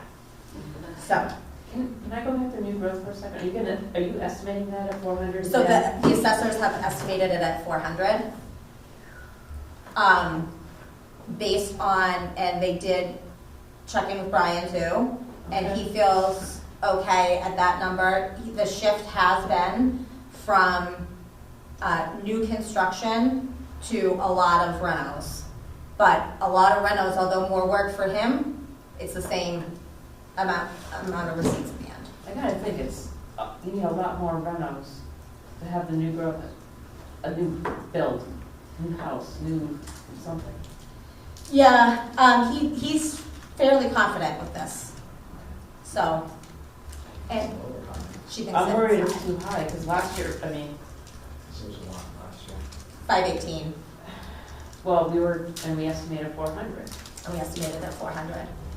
I don't know that there was I a mean, lot like of This new is stuff. like a historical trend too, that's been pretty high the last few years. It was a lot higher a few years back when we were in big growth period. That's cooled off, I mean, you want to underestimate, but not. but not too much. Otherwise, you start wanna cut it yourself. too close. You don't want to start yourself in the front. But the assessors did vote on this. They voted on this and the overlay last week. Can you go back to slide 5? I can. I mean, the reality is if you underestimate, it becomes free cash. It does become free cash, You yeah. see it. I'm worried about overestimate. Well, that would just go against free cash for next year. You would have to make, so the whole revenue pie Same thing with this. Let me go back to this. We don't need to make every single one of these 100%. We won't make every single one of these 100%. Some are gonna be winners, some are gonna be losers. The whole pie needs to be equal to or greater than.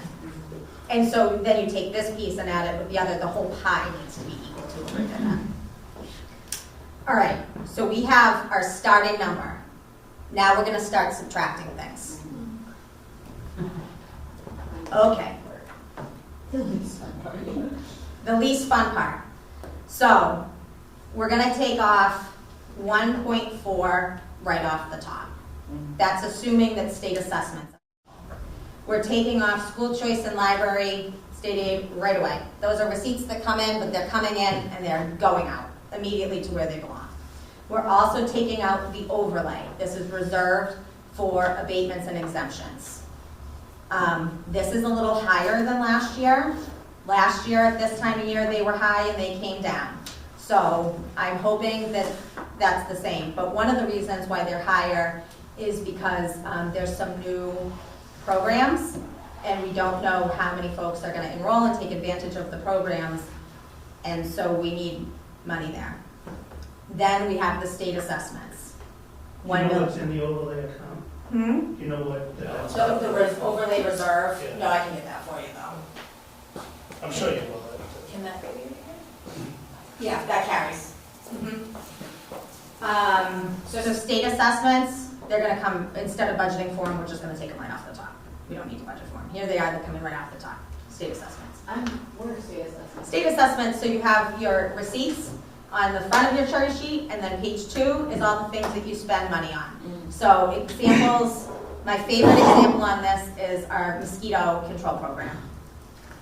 So if you Google Lunenburg So, cherry sheet, um, 25 yeah, or right, whatever. mosquito control Yeah. program, school choice sending tuition. To CBD Mars. So school choice sending, Oh, yeah. that's an expenditure. There's like a regional transportation assessment, there's a clean air assessment, there's, yeah, that, just everybody gets this assessment. We don't pay it, do we get? We don't, they just take, we don't pay, there's no paying, it just is comes off, happening. it Yeah. just comes. And that's, so that's why we're not gonna budget for Oh, it. yeah, no, I know the. Veterans benefits, All right. state of plan. Tax title used to, remember I said tax title came into the operating budget? It used to live here as a front-end exemption, but it's really an expenditure. So it's just moving, that's a moving of the deck chairs, just like state assessments. But so we subtract off those non-appropriated expenses. All right, so here we go. We're starting with $51,331,376.99. We're subtracting that $1.4 million in non-appropriated expenses. We tend to fund, and it's a very good practice, a portion of the capital plan from the operating budget. So there's a bit of pay-as-you-go, they call it pay-as-you-go capital. You're paying for it as you need it. Last year it was $244. This is an area that has been absorbed year over year into the operating budget. We should try to keep some of this here if that's the way the community wants to continue to fund capital. So, total left, $49,682,495.99. Now we're going to subtract from that the FY26 appropriations. So all the expenditures, not including the $500,000, just not that standalone article, just straight from the omnibus. That leaves, for new revenue, $1,306,059. That is for everything. For town, for school. Every employee, every contract, every new item. So, how could we apportion that out and how far would it go? So the traditional apportionment is that you take the new revenue and divide it upon the percentage breakdown, town versus school. So that would mean the school would get an entirety of $696,521 above FY25. The town would get $573, and Monty Tech would get $36,000. Another way to look at it, and this is my last slide, but this really puts our issue squarely before us. is that the school, so take that same $1,306,000. The school's projected health insurance at $740,000. The town's projected health insurance at $480,000. Minus that, because that's non-discretionary, right? Minus that from all new revenue, and the town and the school, for all employees, all vendors, all everything, has $86,000 And then we're left to supposed to take spend. out 36,000 for Moneytech out of that 86? No. Okay, thank you. So 86,000, oh, I'm sorry, yes, for Money Tech, yes. So it's really only 50? Well, we don't know what Money Tech's assessment is, right? Money Tech's gonna. But it's not gonna be It's zero. not, and it's probably not gonna be 36,000. So Money Tech is going to come at some point with a number and we will pay it. We may be in the negative, Which also I want to figure out. we may be in the negative already. So we are in the negative by adding almost anything.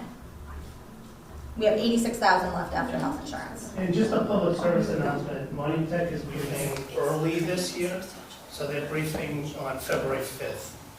So I always kind of found it strange that their briefing said, here's your bill. We want to bring them in early and have a discussion prior to them voting on. Yeah. So, and then Stephanie Quinn, who's our new rep, will also be at that. She said she would be in attendance as well. So I am done talking because I think that this leads you where you need to be for your next part of the discussion. So I am going to stop sharing, allegedly. Oh, look at all those people here. Yeah, that's always fun. Can you make me stop sharing? I think I would have to Are you share. sharing on Zoom or you just? Maybe I was just sharing with you guys. I think you're just sharing. You might Wonderful. It was up there if you were sharing up there. You were, Jen. But now you stopped sharing on Zoom and now you're just sharing Oh, You're still sharing with us. through the projector. and it says I'm restricted. Hold on. I think she just turned it off. Well, that'll do it. And now you're getting it. We have quite the crew tonight. Okay. I appreciate how privacy-minded you are with that. Well, that stinks. Thank you. So between now and next meeting, I've already started plugging in kind of the different departments to see where our gap is. We're in the millions. Yeah, just for level services. I'm plugging in what everybody's requests have been. Okay. At Because this we point. basically had two requests. We had So I used we had a the, level services. I and used we the had TriBoard figure. which was not a level service. It was to get, That, it had it was strategic conservative, let's yes. strategically, okay, as long as we have the. I think that was like a $1.5 million increase.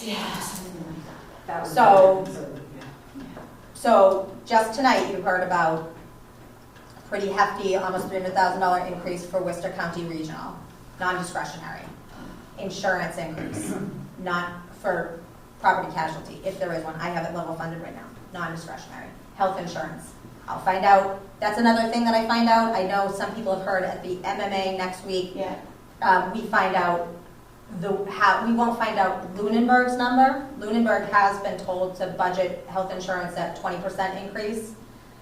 Is that what you did here to get to the 86, 20%? That was the 20% that I did back in the fall, yep. Or whenever that was, late summer. Did go up? So what they're gonna tell us are three numbers. They're gonna tell us what the average is for the trust average. We are likely, based on our loss runs, how we're performing, we're likely to be around the trust average. They're gonna tell us the worst, and they're gonna tell us the best. Last year, I recall that the best were people, so for those people who are positively impacting the health pool, their loss is great, they're running well. They had, I think, a 6% was the lowest. So I'm hoping that it's somewhere south of 20. But again, I remember the first increase. It was my first year in this profession on my own, and I remember crossing that 5% into 6 and change. What I would give today for a 6% health insurance increase. But even that doesn't get us where. It certainly doesn't make it so we have $86,000. Yeah, we would have a better. Do you know how much is in our stabilization fund? Do we have a general stabilization fund? Yes. Mm-hmm.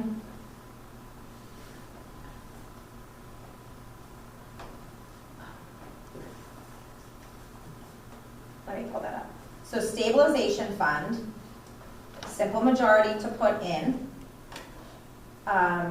super majority to come out at town meeting. What's the super majority? 2/3. 2/3. Reserve. That feels like a super. It's hard to get anyone in this town. Reserve for, yeah, because it could be 4/5, right? Right, because isn't that something? 9/10 was. There was something that was 9/10. Yeah, what was that? Just how many? This version. I know, Oh, I'm sorry, sorry, this yes. year, 9/10. And That was a 9/10. I'm logging into Munis. So it is for unforeseen circumstances.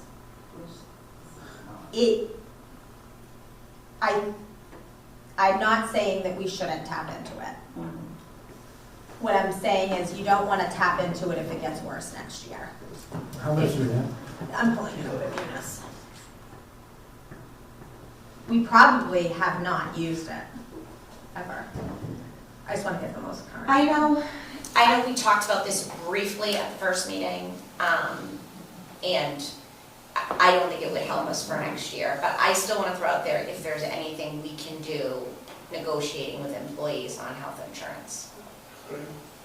We are actively negotiating right now. Okay. I'm not saying I don't want to punish our employees. I'm not Saying that at all, and for anyone who's listening, I just think it's such a huge area. Like, businesses do all sorts of things, and I know we're not in the same position as businesses, but 3,147 will change. 3 million. I think we had talked about it in years past, it doesn't even have to be taken away from No. healthcare, it can be just offering more opportunities. Right, for more different kinds of differences, plans. I mean, some companies offer, and I don't know what we're allowed to do, so I'm just speaking from the cuff, but like some will pay more of your deductibles if you pick a higher deductible plan, but then they'll pay your deductibles, right? Like, because a lot of people aren't using, there's lots of different I don't know if that's the We're right word. actively discussing Because it's just plan such a design change Yeah. as opposed to a split change. Okay. Because it's a big part for the employees. So benchmarking our plan to the GIC. So back to the stabilization fund though, did your budget countdown include funding stabilization and special stabilization and OPEB? Does it include funding it? Yeah. So, without knowing how much free cash we have, that's a pretty hard thing to answer. Last year, I did not fund stabilization because our stabilization is in the target of where it should be. It's between 5 and 15% of your operating budget. And we were above the 5%, I think we were in the 6s. And based on what we were doing, I didn't fund that. But OPEB is not something that we should fund OPEB no matter what. But that's all being funded from free cash. I probably wouldn't be putting more money into the stabilization account this year. And do you know what the special stabilization was? Let's hope it's labeled as nicely as that one was. But also using those funds, you want to use those as like a one-time, It's not. not an operating. It's not a solution to an operating efficiency because then we're, I mean, we did that last year. last year there were unexpected expenses. Well, Tax. It's gone. Well, I don't think it's that, I think it's Doesn't feel like free. Well, there's a point at which 20% year-over-year health insurance will be when not offering health insurance for employees. it's not sustainable, it's just not, I mean, that's crazy. Yeah, I like I said, I don't. I mean, my health insurance went up at work, it's. Yeah, I mean, Mine went up 14%. 14%. Yeah, so I mean, So that's $578,621. $2,589. 598. I think the private sector can absorb a little bit more than the public sector. More, but even that's getting hit now. Yeah. So one has 3 million and. So the vehicle stabilization fund can only be used for vehicles. That was the vehicle too? 2.59. Million? So, Because I think that. So- Fire truck is on the cap. foreshadowing, a portion of the FY '27 capital plan will be funded from the vehicles. Yeah. The plan to be funded from the vehicle stabilization. There's a couple big vehicles on there. You know, you're not gonna wanna use a vehicle stabilization fund for like a $200,000 pickup truck. We need a ladder truck though, because that's the one that's gonna kill. We wanna save, right, we wanna keep enough for the ladder truck in there, and make sure that we don't deplete it. But I actually see, so the vehicle stabilization fund was a product of good economic times. That we are benefiting from that ability to put away for a rainy day. It's foreseeable that. Well, all these dates, they have, It's foreseeable that it could get taken down to 0 at some point, right? To pay for things. That wasn't, I don't think someone going on there. Like, maybe the fire truck was the last purchase. Jen, would you recommend using the stabilization fund to supplement the budget this year? No. Okay. No, I don't think we're anywhere near the bottom. Yeah, I'm with you. I don't think the state funding situation is going to get any better in the coming years. When their revenues are going down, population in Massachusetts is dropping off, businesses are dropping out. I just read the other day that in this state, there's $57 billion of unfunded pensions between local and state employees. That's a huge, huge hole. And that's why I want to keep contributing to our OPEB no matter what. Right? Right. Chip it away. But it's also gonna get into the equations, like when I ask, should we outsource this, or should we keep it in-house? We gotta take that long view that we're paying in retired employees forever. Health insurance is really large, and there's certain things I do not think we should bring in-house. We should just outsource them, so that we're not having to deal with all these issues. What are you thinking of? Like road maintenance. Oh. I don't think snow removal should be brought in-house. Okay. It's interesting. What do you think we can, as a school, what could we outsource? Off the cuff, I don't know. Snow. I mean, there's a lot of Maintenance maybe. like support, like janitorial and support facilities and such like that you can outsource. There's companies that do it all the time. Yeah. It's actually cheaper to do it that way a lot of times. But any new hires, I mean, that's a number that we've got to be considering long-term, is that retirement. Because it's huge. Pay. And it's a cost of doing business. So, I mean, we have to remember this is public sector, right? So there are, everybody that's in this position, there are costs and benefits to that employee taking a position.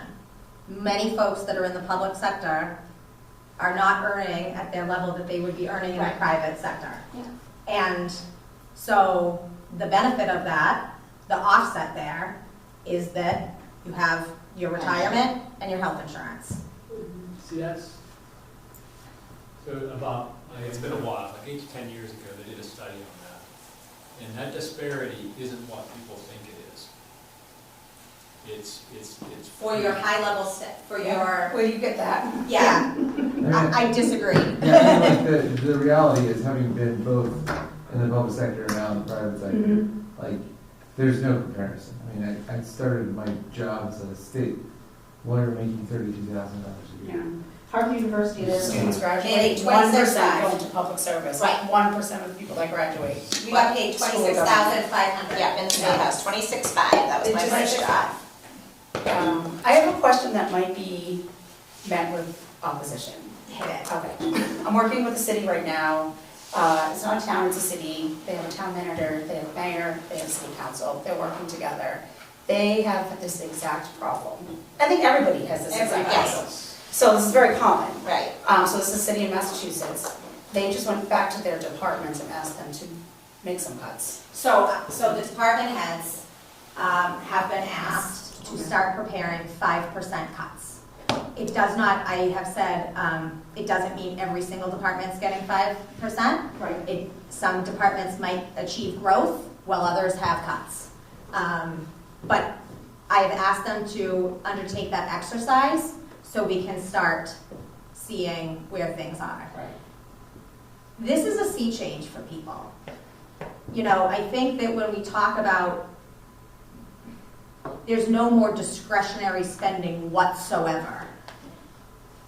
You get blue pens and black pens and white paper. And if you want anything that's not that, go buy it. That is a sea change. But I think that's where we are. Because I think that, to me, there's not going to be one solution out of this based on how big this gap is that I'm seeing. I think it's going to be a combination. It's going to be it's going to be cuts, efficiencies, and override. And I think it's scary too. We've already seen it over the past few years, and I mean, parents are paying for the supplies and sending the supplies to schools. Like the schools have hit those hard cuts, and not much left to squeeze out. Because of the idea of a 5% cut, last year we can't cut anymore. Like there's just I mean, it could be the turf. You know what I mean? It could be. it's gonna. But just like looking at all the budgets, the finance committee. The turf's not. I could see things that are like, you know, maybe there could be a cut here, a cut there. No, the turf's not even. I'm just saying. I'm just using an example. It's going to be a lot more. I mean. Yeah, I mean, I would just say that, I mean, I think we should, I don't know what your thoughts are, Jen, but, you know, talking about this in 2 weeks, like, you know, obviously I've not been shy about the schools need an override. I am happy to work with all the departments to come up with a number, but the schools, as a school committee, I think I can confidently say, we cannot cut another position. We may not be successful at an override, but whether the select board, I mean, hopefully the select board will be on board, right? But like, I think we should know that is, I mean, our kindergartners are 25 kids in a class with no aid. Can you imagine having 25 5-year-olds in your class with no aid? I mean, I absolutely can imagine that in any other school system. Sometimes there's 35, 36 people in a class. That's not true in Massachusetts. No, It's illegal. It's illegal, yeah. In Mattapan, ask Dr. Fortuna, there are up to 32 kids in a class without an aid.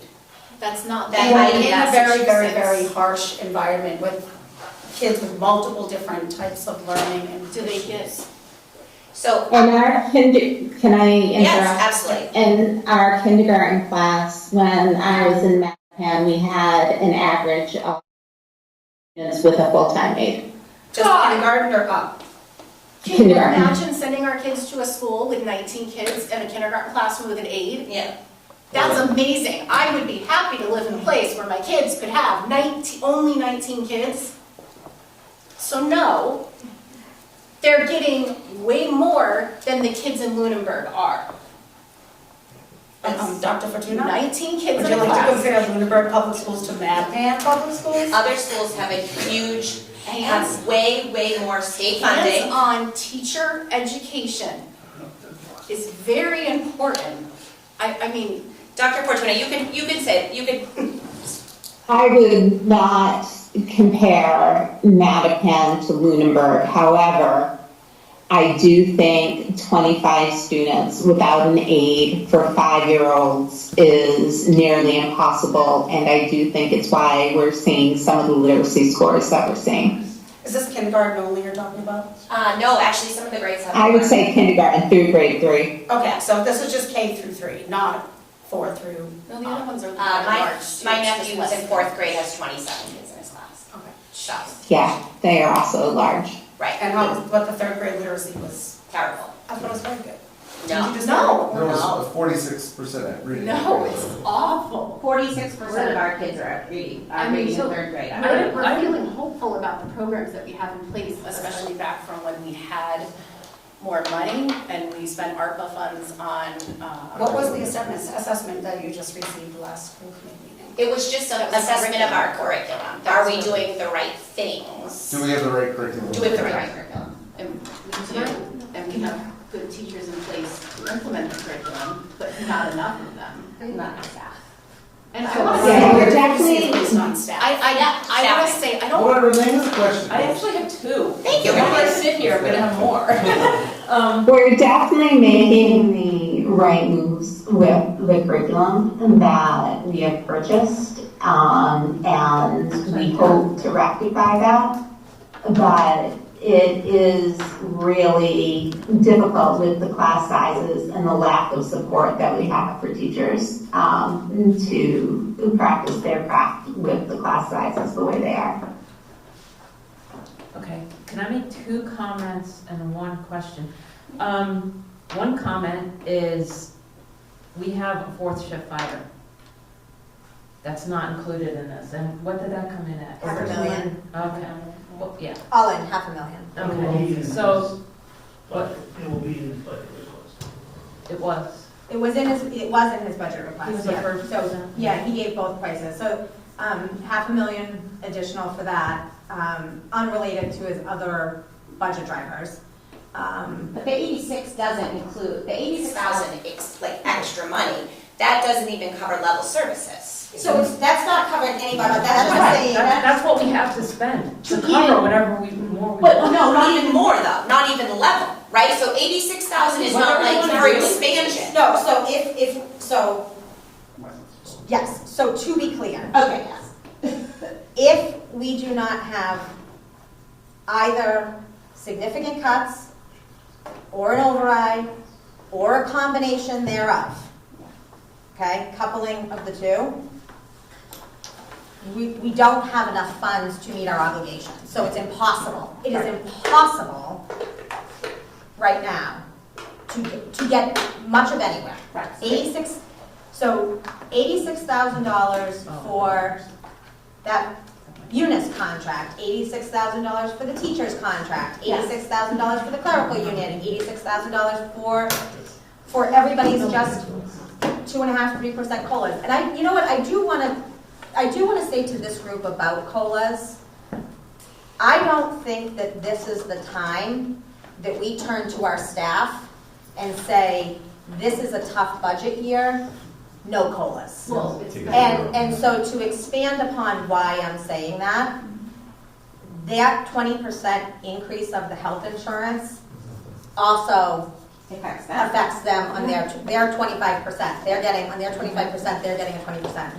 In addition, if we are doing cuts, Yeah. we're asking folks to perhaps do more, be more efficient, be leaner. And so for if you are a person who makes $100,000, for the difference between $2,500 and $3,000 or zero, it just, on scale, it seems to be a real slap in the face to me. So I did want to say that while we may have less heads, we need to still take care of the heads that we got here. All right. I was gonna say, well, before the end of the contract, we had about 20% departures in the school, or we just couldn't keep people. And it wasn't a matter of, we couldn't keep like high-end people, we just couldn't keep anybody. And so, you know, if we get into this spiral where we don't have money and we don't have people, it's over. I think you're seeing that in town government right Yeah. now. You're seeing that spiral. Yeah. So the other thing is just a comment about, I don't have a solution or an answer, but if I remember the numbers right, a para for the kindergarten was roughly, like salary is $22K. And if they took the family, you know, the high insurance, it was 31. Like that's the insurance costs more than that's just nuts. I don't know what can be done about it. No, it's crazy. I don't know if the positions can be rethought, share, I don't know. And maybe not everyone's gonna take the family plan, fine, but that was the other thing. And then the question I had was about, and this is going back now to the December TriBoard, the report on the reading. So kids are tested, let me just use grade 3 as an example, because I don't know how this works. They're tested when they start grade 3, and they're under grade 3 reading level at the start? So they're tested twice a year. Okay. And the test in the spring is to They capture- should be at. Yes. And the test in the fall, it's not uncommon. For I was them. gonna ask, is that, I mean, Yeah, it's not uncommon for them to be at below grade level because they have been in they're, third grade. they're just starting. Yeah. That's what, okay, but they are tested again, and hopefully they will, majority or whatever, but all be at grade level or above. Yeah, but the testing data we showed you in December was not for the current third graders. Yes. So it was for the kids who are now in fourth grade. So when they were tested, are they reading at third grade level? So that was the end of their third grade year? Yes, right? Dr. Fortuna, At the end of third grade, they still weren't up to grade level? Grade three? Exactly. Wait, let's let Dr. Fortuna comment, because she's the expert. Yes. Is she there? Ronnie, can you see her? That is true, Oh. unfortunately. So the data you shared in December for, I think, was it grade three? I don't know. Yes. Yeah. So let's just use grade three. Right. The kids who were below grade three reading level had already completed grade three? Yes. Correct, that was our MCAS data, which was given in the spring. Yeah, and under half. So they're in grade four, and they still can't read at grade three level? Yes. Correct. To anticipate a possible objection, there is a trend in the data on MCAS for 10th graders where we believe that because of the vote, they were not taking it seriously, but there's no reason to believe the trend that caused the blip in 10th grade applies to the third graders. The blip you're talking about, MCAS not being required anymore? It's likely that the 10th graders aren't trying as much. Yeah. But they Younger But kids that was still the trying. balance that was. Yes, that's Okay, right. yeah. But the third graders, we do not believe, They will still try. statewide, there is no reason to believe I'd like to that put trend. this explanation of that. So at the last finance committee meeting, and we'll probably write this up and maybe vote on it and send a letter or something, but we do believe there's operational efficiencies to be gained in things like, we pay roughly $500,000 a year for recycling. Why are we doing that? Why are we paying $500,000 to recycle? We should not. Huh? We should not. No, right. The other one is we've got to deal with builders. TC Passios costs us over $100,000 a year, or more than the available budget we have this year. We've got to start making plans to deal with things like TC Passios. And those were only a couple that, we were thinking things like the ambulance receipts, if they could stay within the operational budget versus going into free cash. It doesn't. That's. But things like that, I think we all need to start to think about. So, after your meeting, Finance Committee, where that was brought up, I had a meeting with the Facilities Director on Friday. And he is preparing a report for me. I think folks recall that one of the reasons that we were talking about aligning or a decommissioning of a portion of TCP is those huge oversized boilers that used to heat 2 buildings underground. Yeah. If we decommission a portion of the building, we will yield savings. Now that we are in heating season, we are not realizing those savings. So the carrying costs of that building have not been reduced such that it's making sense. I asked him to prepare that report. Based on that report, I've already said that I want to set up a meeting with all of the occupants and stakeholders involved in the building. Although I think that a winding down for July 1st is unlikely, I think planning, based on what's going on, planning for a winding down sometime in FY27 needs to be discussed. So one thing that might be is that things like the gym was used for voting and for activities and stuff like that. We may need to go back to being able to use the schools for those kind of things. Yeah. So that's where I think efficiencies within the town need to start to be looked at. We need to know just ahead of time before we set the calendar. Well, I mean, we can always change the calendar, but because just Yeah, 'cause we won't have school those days. this year we added election day back in. Well, we haven't officially, but we're looking at adding election day back in because we don't have people coming in to vote, but it's generally better to not have students. So can you review the occupants just for? Yes, so the current occupants, we have a licensee. So Shapiro Behavioral Educational Center is a licensee using 4 rooms. Our permanent occupants are PAC. Recreation has a presence there for some rec programming, as well as the gym, the food pantry. There is cold storage there that could remain, even if the building, unless and until the building was totally gone, we can keep cold storage there. And town clerk voting, and the town clerk storage for her machines, and the food pantry. Teen center. And teen center? Uses inside TCP? Use the gym. Oh, they use the gym. Yeah. The gym, okay. So, we're carrying a lot of cost at a time that we're talking about need to haves versus nice to haves. And that's real. I think if folks want to give some feedback, thought on the trash program and the recycling program, residents, if they're hearing that, I think that that's kind of an area that is something that I would be really willing to hear if folks are supportive of, because that's an easier cut than some of the others, right? But that would mean that as a community, you are taking care of your own recycling and would have to revisit the trash contract. Not saying it's impossible, but would have to revisit the contract. Recycle and just throw it in the trash.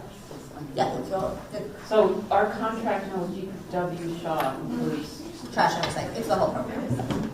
So we'd have to pull up the contract and look at what the language is and whether or not it's subject to appropriation, or, you know, what the language is and how amended. And we can recycle at Devon's. So there's already an opportunity for us to recycle. I will say, anecdotally, I have heard that if you remove your community from like a trash enterprise, the likelihood of you ever getting back is long term down the road. So I wanted to separate the trash enterprise, the pay as you throw, from just the recycling cost, which used to, I think, actually be revenue, Yeah, it's not. but it's no longer. that market's gone. That market's gone. And it's cost. Recycling's now it's a charge, where it was a revenue. However, another option is that you can increase the pay-as-you-throw program such that you're offsetting the entirety of the program. So the bag fee pays for the recycling and the trash. So that's unfair. That's unfair because the recycling is free to everyone. The bag. Well, you could change, but I'm saying you could change the program, right, so that you have, the whole program is being covered by a fee, whether it's bags or sticker or. Yeah. Mr. Chair, just want to note for the record that we've fallen below quorum on the school committee. Oh. Because we only have 4 people to start out with, because George vacated his seat, so. It's we're 3, gonna- so yeah, yeah, but no we online. no longer have quorum for us. Do You should have probably voted. do you have anybody on? So you're adjourned as of, I guess, when she. Yeah. Took off, yeah. Yeah, we're done. okay. Come on and get off. Okay. You're still welcome to participate. Oh, I'm just gonna say that. Okay. Just can't vote. I enjoy everyone's Okay, voting. you just can't vote. You can't vote, but you can talk, ask questions, Try not to. converse. You know, yes. I'm just, for the trash part, I am very concerned about just swapping out a fee for what's already in the taxes, I guess, is my concern. You just swapping, making the citizens pay different way.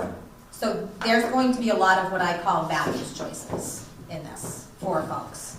They are going to be deciding what they value, whether it's valuing the ease of having the municipality take care of things like trash, and that's a value that they want to sustain, whether they're valuing all the different services as they exist currently in the budget, or if people are having conversations that, maybe this is a time to have that more difficult conversation about what we value as a community.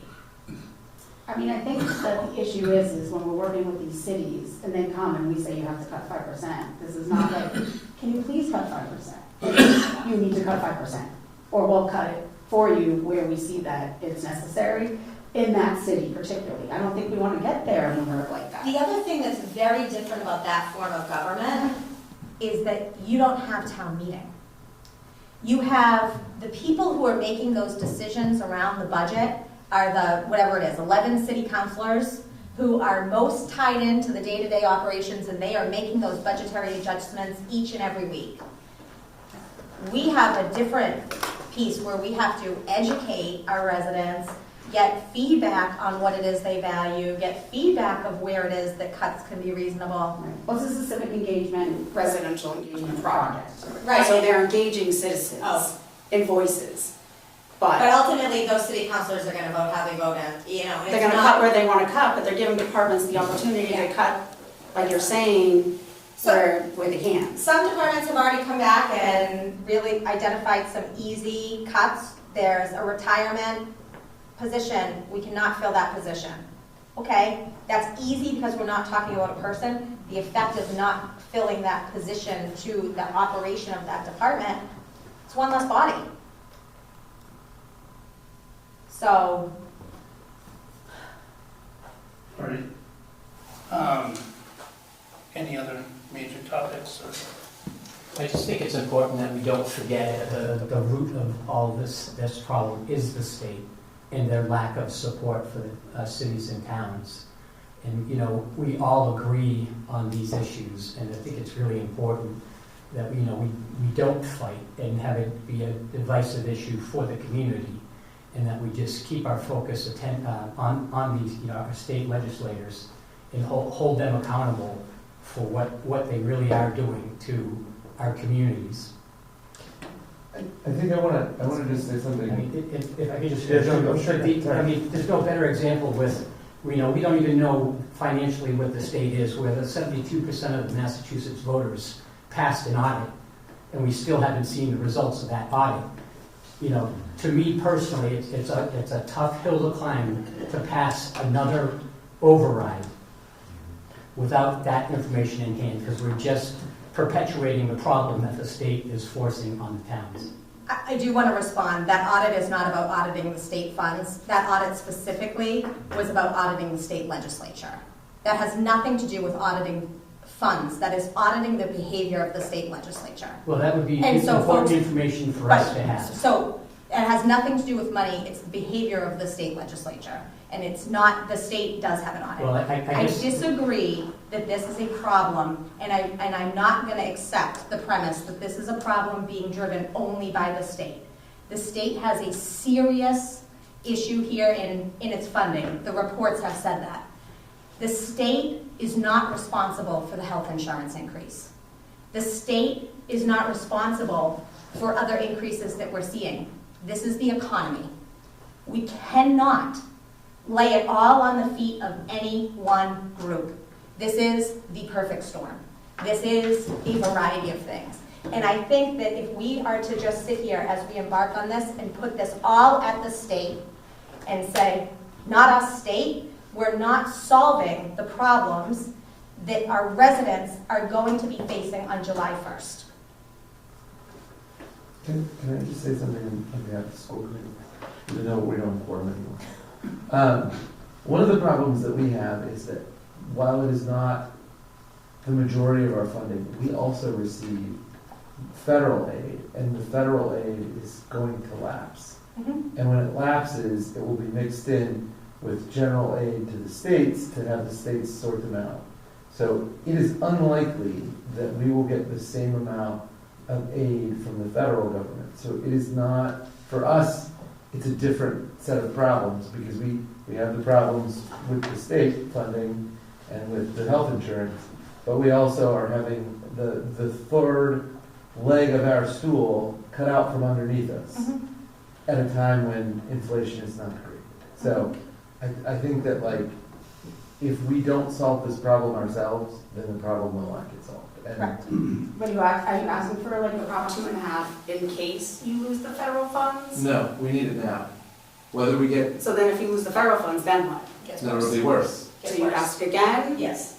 the problems that we're gonna have are gonna be systemic, and it's dependent on what the aid looks like. And so, it's not good now, and it will get worse in the future.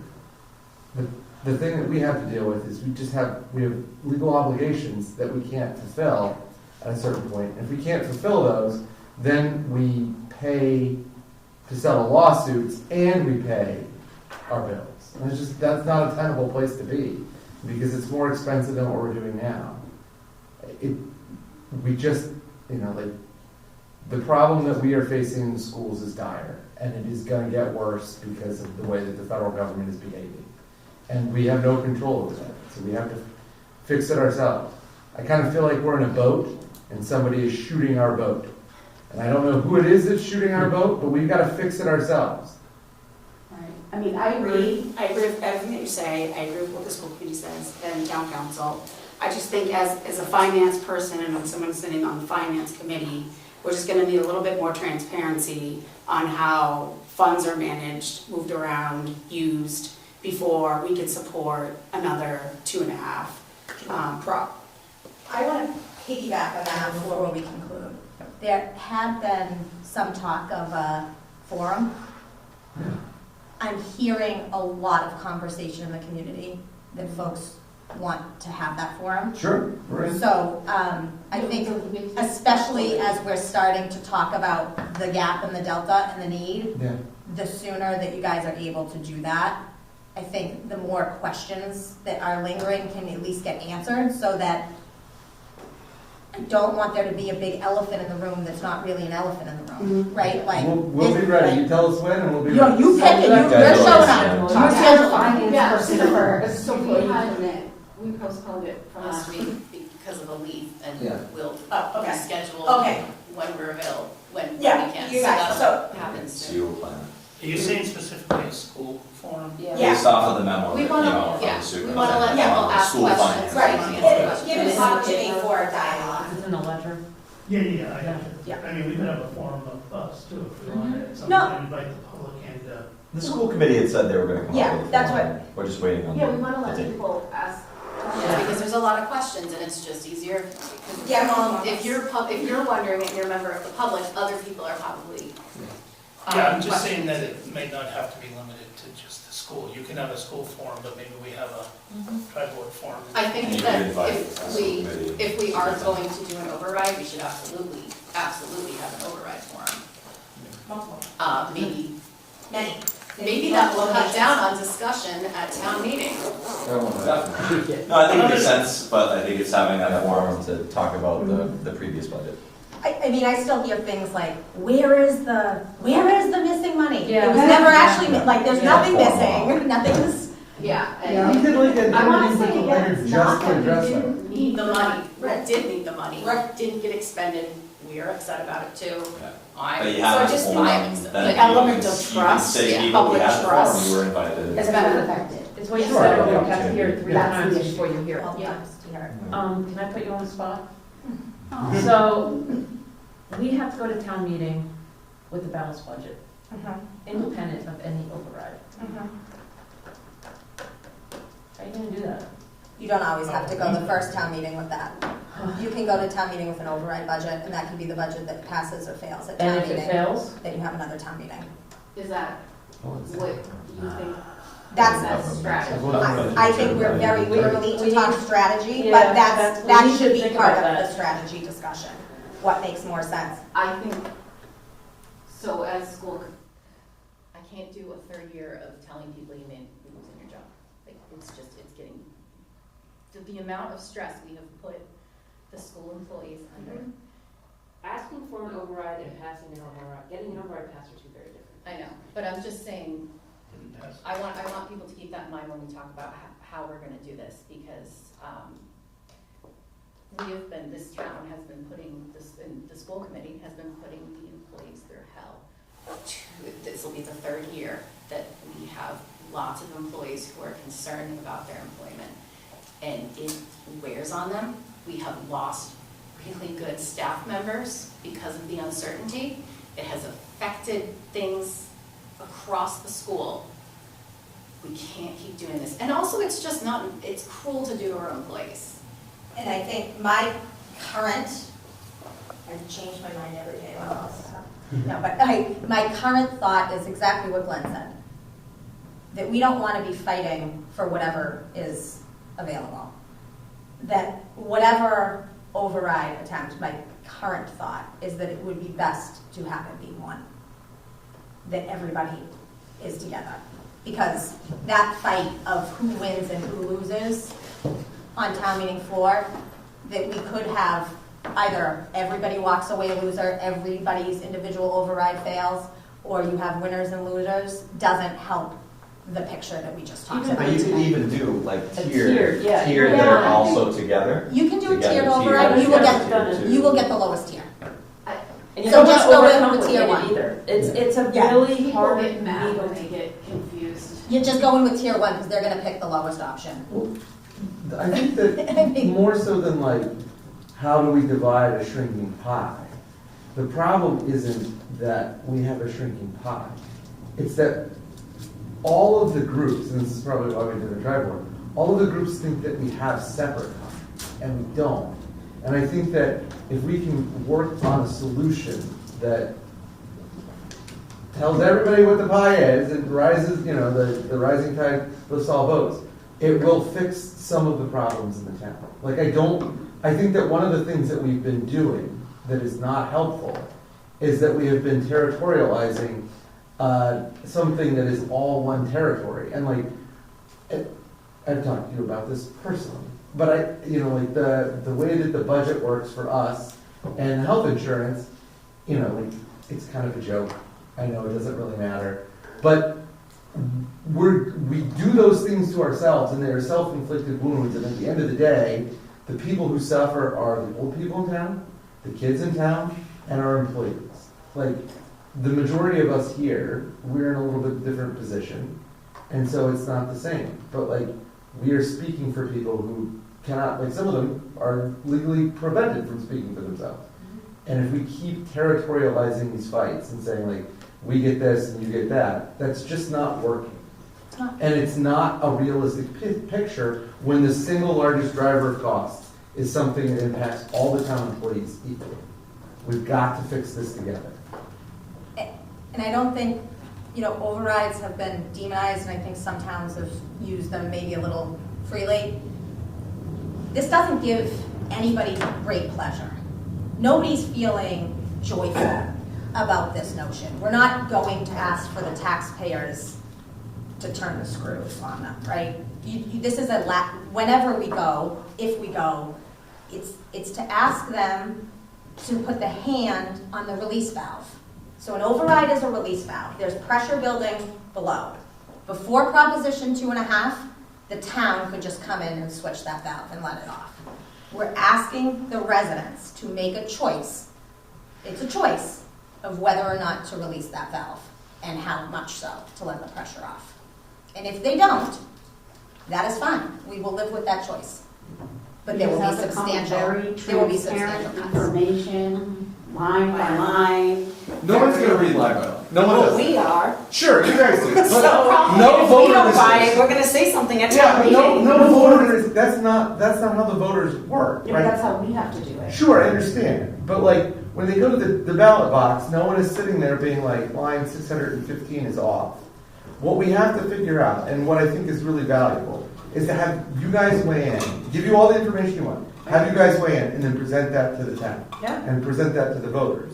But we have to recognize that, like, and I said this at our school committee meeting, we are asking somebody to pay more, which might mean that some 89-year-old woman is trying to reorganize her med schedule because she can't afford it anymore. Yeah. And so before we ask them to pay more, we really need to do some reflection about what we're spending and what our priorities are. Right. So I don't necessarily disagree with you, but I think that like we need to conceptualize this as what happens to people, and what happens to like a kindergartner who comes to school and whose parents, don't speak English, so they're going to learn how to speak English in our schools. Right. What happens to a kid who was born with a disability and can't get around one of the school buildings because it's not ADA compliant?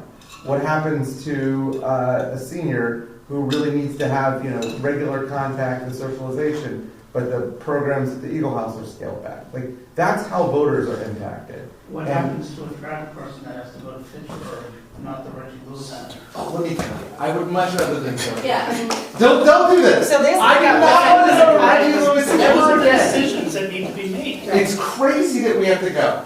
I don't want to go. We don't have to go. Oh, and every other school's going, and you're gonna lose kids because they're gonna leave and they're gonna go somewhere else. Where are they gonna go? Then your population goes down, and then your school budget goes down. No, they switched to a different Because school and then we have to. I don't know if you said this just to tease me, because No, I it's said like my because pet. hard decisions need to be made, and that's an easy decision. I My think- kids did indoor track, and they went to Fitchburg. I think to that point, it's not about, it's not about the cost per se, about going to Reggie Lewis Center. In the $50 million, that cost is de minimis. In the 50 million, it's de minimis. It is, that's true. However, The perception is it's not. the perception that is huge. That perception is big. Like you talked about how people don't say, oh, you know, look at it and say, line 6,615. People did during the override look line by line and say, I disagree with this one line item, so Right. I am not voting for the override because I disagree on this one thing. The Reggie Lewis thing is ridiculous. Like, we go every week, I sit there and I count how many buses, and then I figure out what the waiting We're fee working on is that. per We're hour. working on the van. It's nuts. We need to have some meeting among the schools to say, we're not doing this It anymore. has to be a group effort, Yeah. exactly. It can't be a Lunenburg effort. Because if we bow out, our kids suffer. But if everybody bows out, it changes the game. But community-wise, they're not gonna wanna go line by line. That's not what's gonna happen, is we're gonna go line by line. And if we are not satisfied by line in expenditures and perception, and what, you know, now I need 2.5, and I need it again in a few years, and now we use it for operational costs, then we are gonna be very vocal at town meeting and say all of these things, and then, you know, who knows how that's gonna sway. But I think You it's know? having that communication ahead of time, talking Right. with the superintendent. Yeah, that's why we're- Doing the groundwork in the meetings. I do think we have a better superintendent, a better finance person, a better city manager on board. We have a good team, like I am. So, I'm hopeful that the rest of the team will be joining us shortly, because having a finance director here will be huge. I think we're in the upswing, I think. I know Dr. Fortuna from before, and she's great, and I think Chris is really good too, that's the new finance. C-Money. His name is C-Money, actually. Yeah. There are There's a lot of Chris's. So I think we're on the upswing there, and we're gonna get a more transparent Yes. budget than He we gives have. it to, if you follow the meetings, you'll see. Yeah. He'll tell you what percentage we are, where we Yeah. should be. I mean, And it looks good right now. it does look good right now. All right, so I think we're done. Just a reminder, important dates, TriBoard meeting. The next one is January 27th. If I can get topics as soon as possible. 'cause Topics I'm handing it, so I'm gonna give you the delta. Okay. I'm handing this kind of back to you guys. You guys need to come ready to discuss, dialogue, pull this part of the conversation, this whole last hour. That's what I'm envisioning this to be next TriBoard, is to really start digging into the plan. Because we talked about having a full dedicated discussion on this alone. So One topic. So, but we're not ready for that public discussion. People need to go home, think, absorb, what makes sense, talk to your neighbors, go to your people. Go Chris, to your can we people. send you, like, if you say, send me the topics the school committee wants to talk about by Friday, will that work? So we don't sit here and waste time talking about what we can talk about. A spreadsheet to look at? So let's just, send it to the three chairs. Okay, sounds good. We can do that. So that. The other, like, maybe straw poll here, to date, we've not had public comment. I think the next meeting, maybe we should consider having, public comment as part of it. Absolutely. Yeah. Does anyone object to that? Will the hard stop still be at 10? What? Yes. Maybe time bound. I'm just Like saying. for a half hour, 45 minutes, something. I laughed when I said that, but More I just than think we'll have a 15. lot of comments, so. Well, we have maybe to be that's the mindful best of it. next step anyways, is to get the public's comment. I was from everything actually we've discussed. suggesting that we didn't end at 10, but don't shoot me. Next time or this time? Not, huh? No, not this time, we're running at 10. No, not this Just time. leave I'm it just out. saying, if there was a lot of public comment, would there be an appetite to allow it to people if people have continue? Not that I'm advocating for meetings past 10, but this might be a circumstance where it might be. a longer portion. What if we put the public comment at the beginning? Both. Oh, yeah. I am so grateful that everybody has embarked on this effort because I think the one thing that we have compared to some of the other communities is it's January 12th and here we are. It's not March. Yep. We're normally having these conversations in March, February, March, right? Yep. So here we are. We've got the runway. To go back to what was said previously, I do think this is a product of you and a product of Dr. Fortuna. So I want to express gratitude for that. I wish she was here. She has been wonderful to work here. She's here. We appreciate both of you. All right, so then, Can I ask for one thing? Sure. So, we don't have a number, like the $500,000 for the police department. But I don't want to ask you to make a budget. Okay, never mind. I'm working on it. That good, okay. Okay. That's what I'm gonna ask, because that's, What I want to do is to outline the worst. yes, okay. So, here's everybody's requests. The one. The one. Oh, yeah, the Okay. difference between what we have and what we're asking. The big number. The big number. That will be the outside. That's the worst it will be. And we start cutting where we can cut, creating the efficiencies where we can cut, being smart about it. Hopefully at that point, hopefully the state has a little better revenue figure than zero. all right, so Jen, you and Jody can kind of come up with a summary, all that for all of us. She's got one number in the summary, so it's her number. I have the number. It's $1.5 million. 1,464,000 is her outside. Yeah. So Okay. That was the one in our presentation. Yeah. She did it, But the concern I have too, it's leaning towards this would be the override number that'll get us through a year.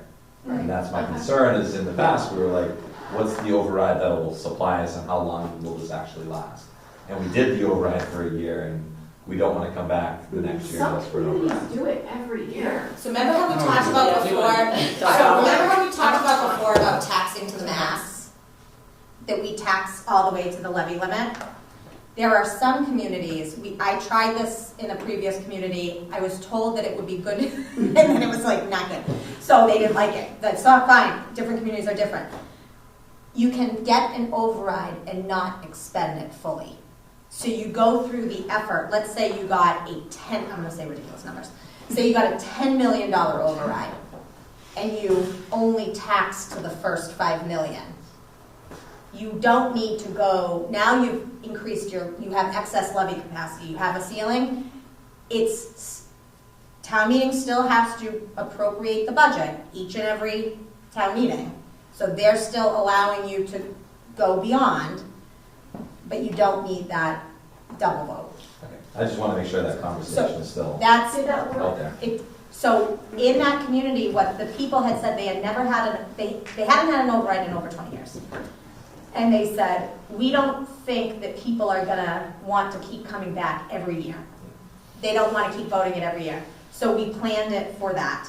And then when we got to town meeting, they said, we want to vote every single time our taxes go up. So we don't want this override. We want the exact dollar figure override. Okay. And they sound more like Bloomberg style, but then coming back another year would never work, so there's gotta be. But you want an override that will last more than a year. I'm very curious to hear if there's some inkling on if this insurance issue is going to continue at this 20% year over year, then it makes no sense to just not take care of a couple of years of insurance increases.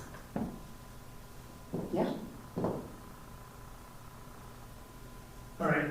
And just again, a reminder that Monty Tech will be at the Finance Committee if you're interested in that on the 5th, and I think Stormwater Task Force as well. We'll be doing Bill will be there. It's good for school committee to be there to see like what we're actually paying other schools. It's Crazy. Mandy and Laura are going to split, because George was the finance committee liaison, Yep. and he's gone, so unless we get somebody new. He needs to get his resignation into the town clerk, so that. Okay. It's official, it's not official yet. Yeah. Okay, and with that, if the select board can. I'll make a motion to adjourn the select board at 9:52 p.m. Second. All All those in favor? right, then I would, I would recommend a motion that we adjourn the finance committee.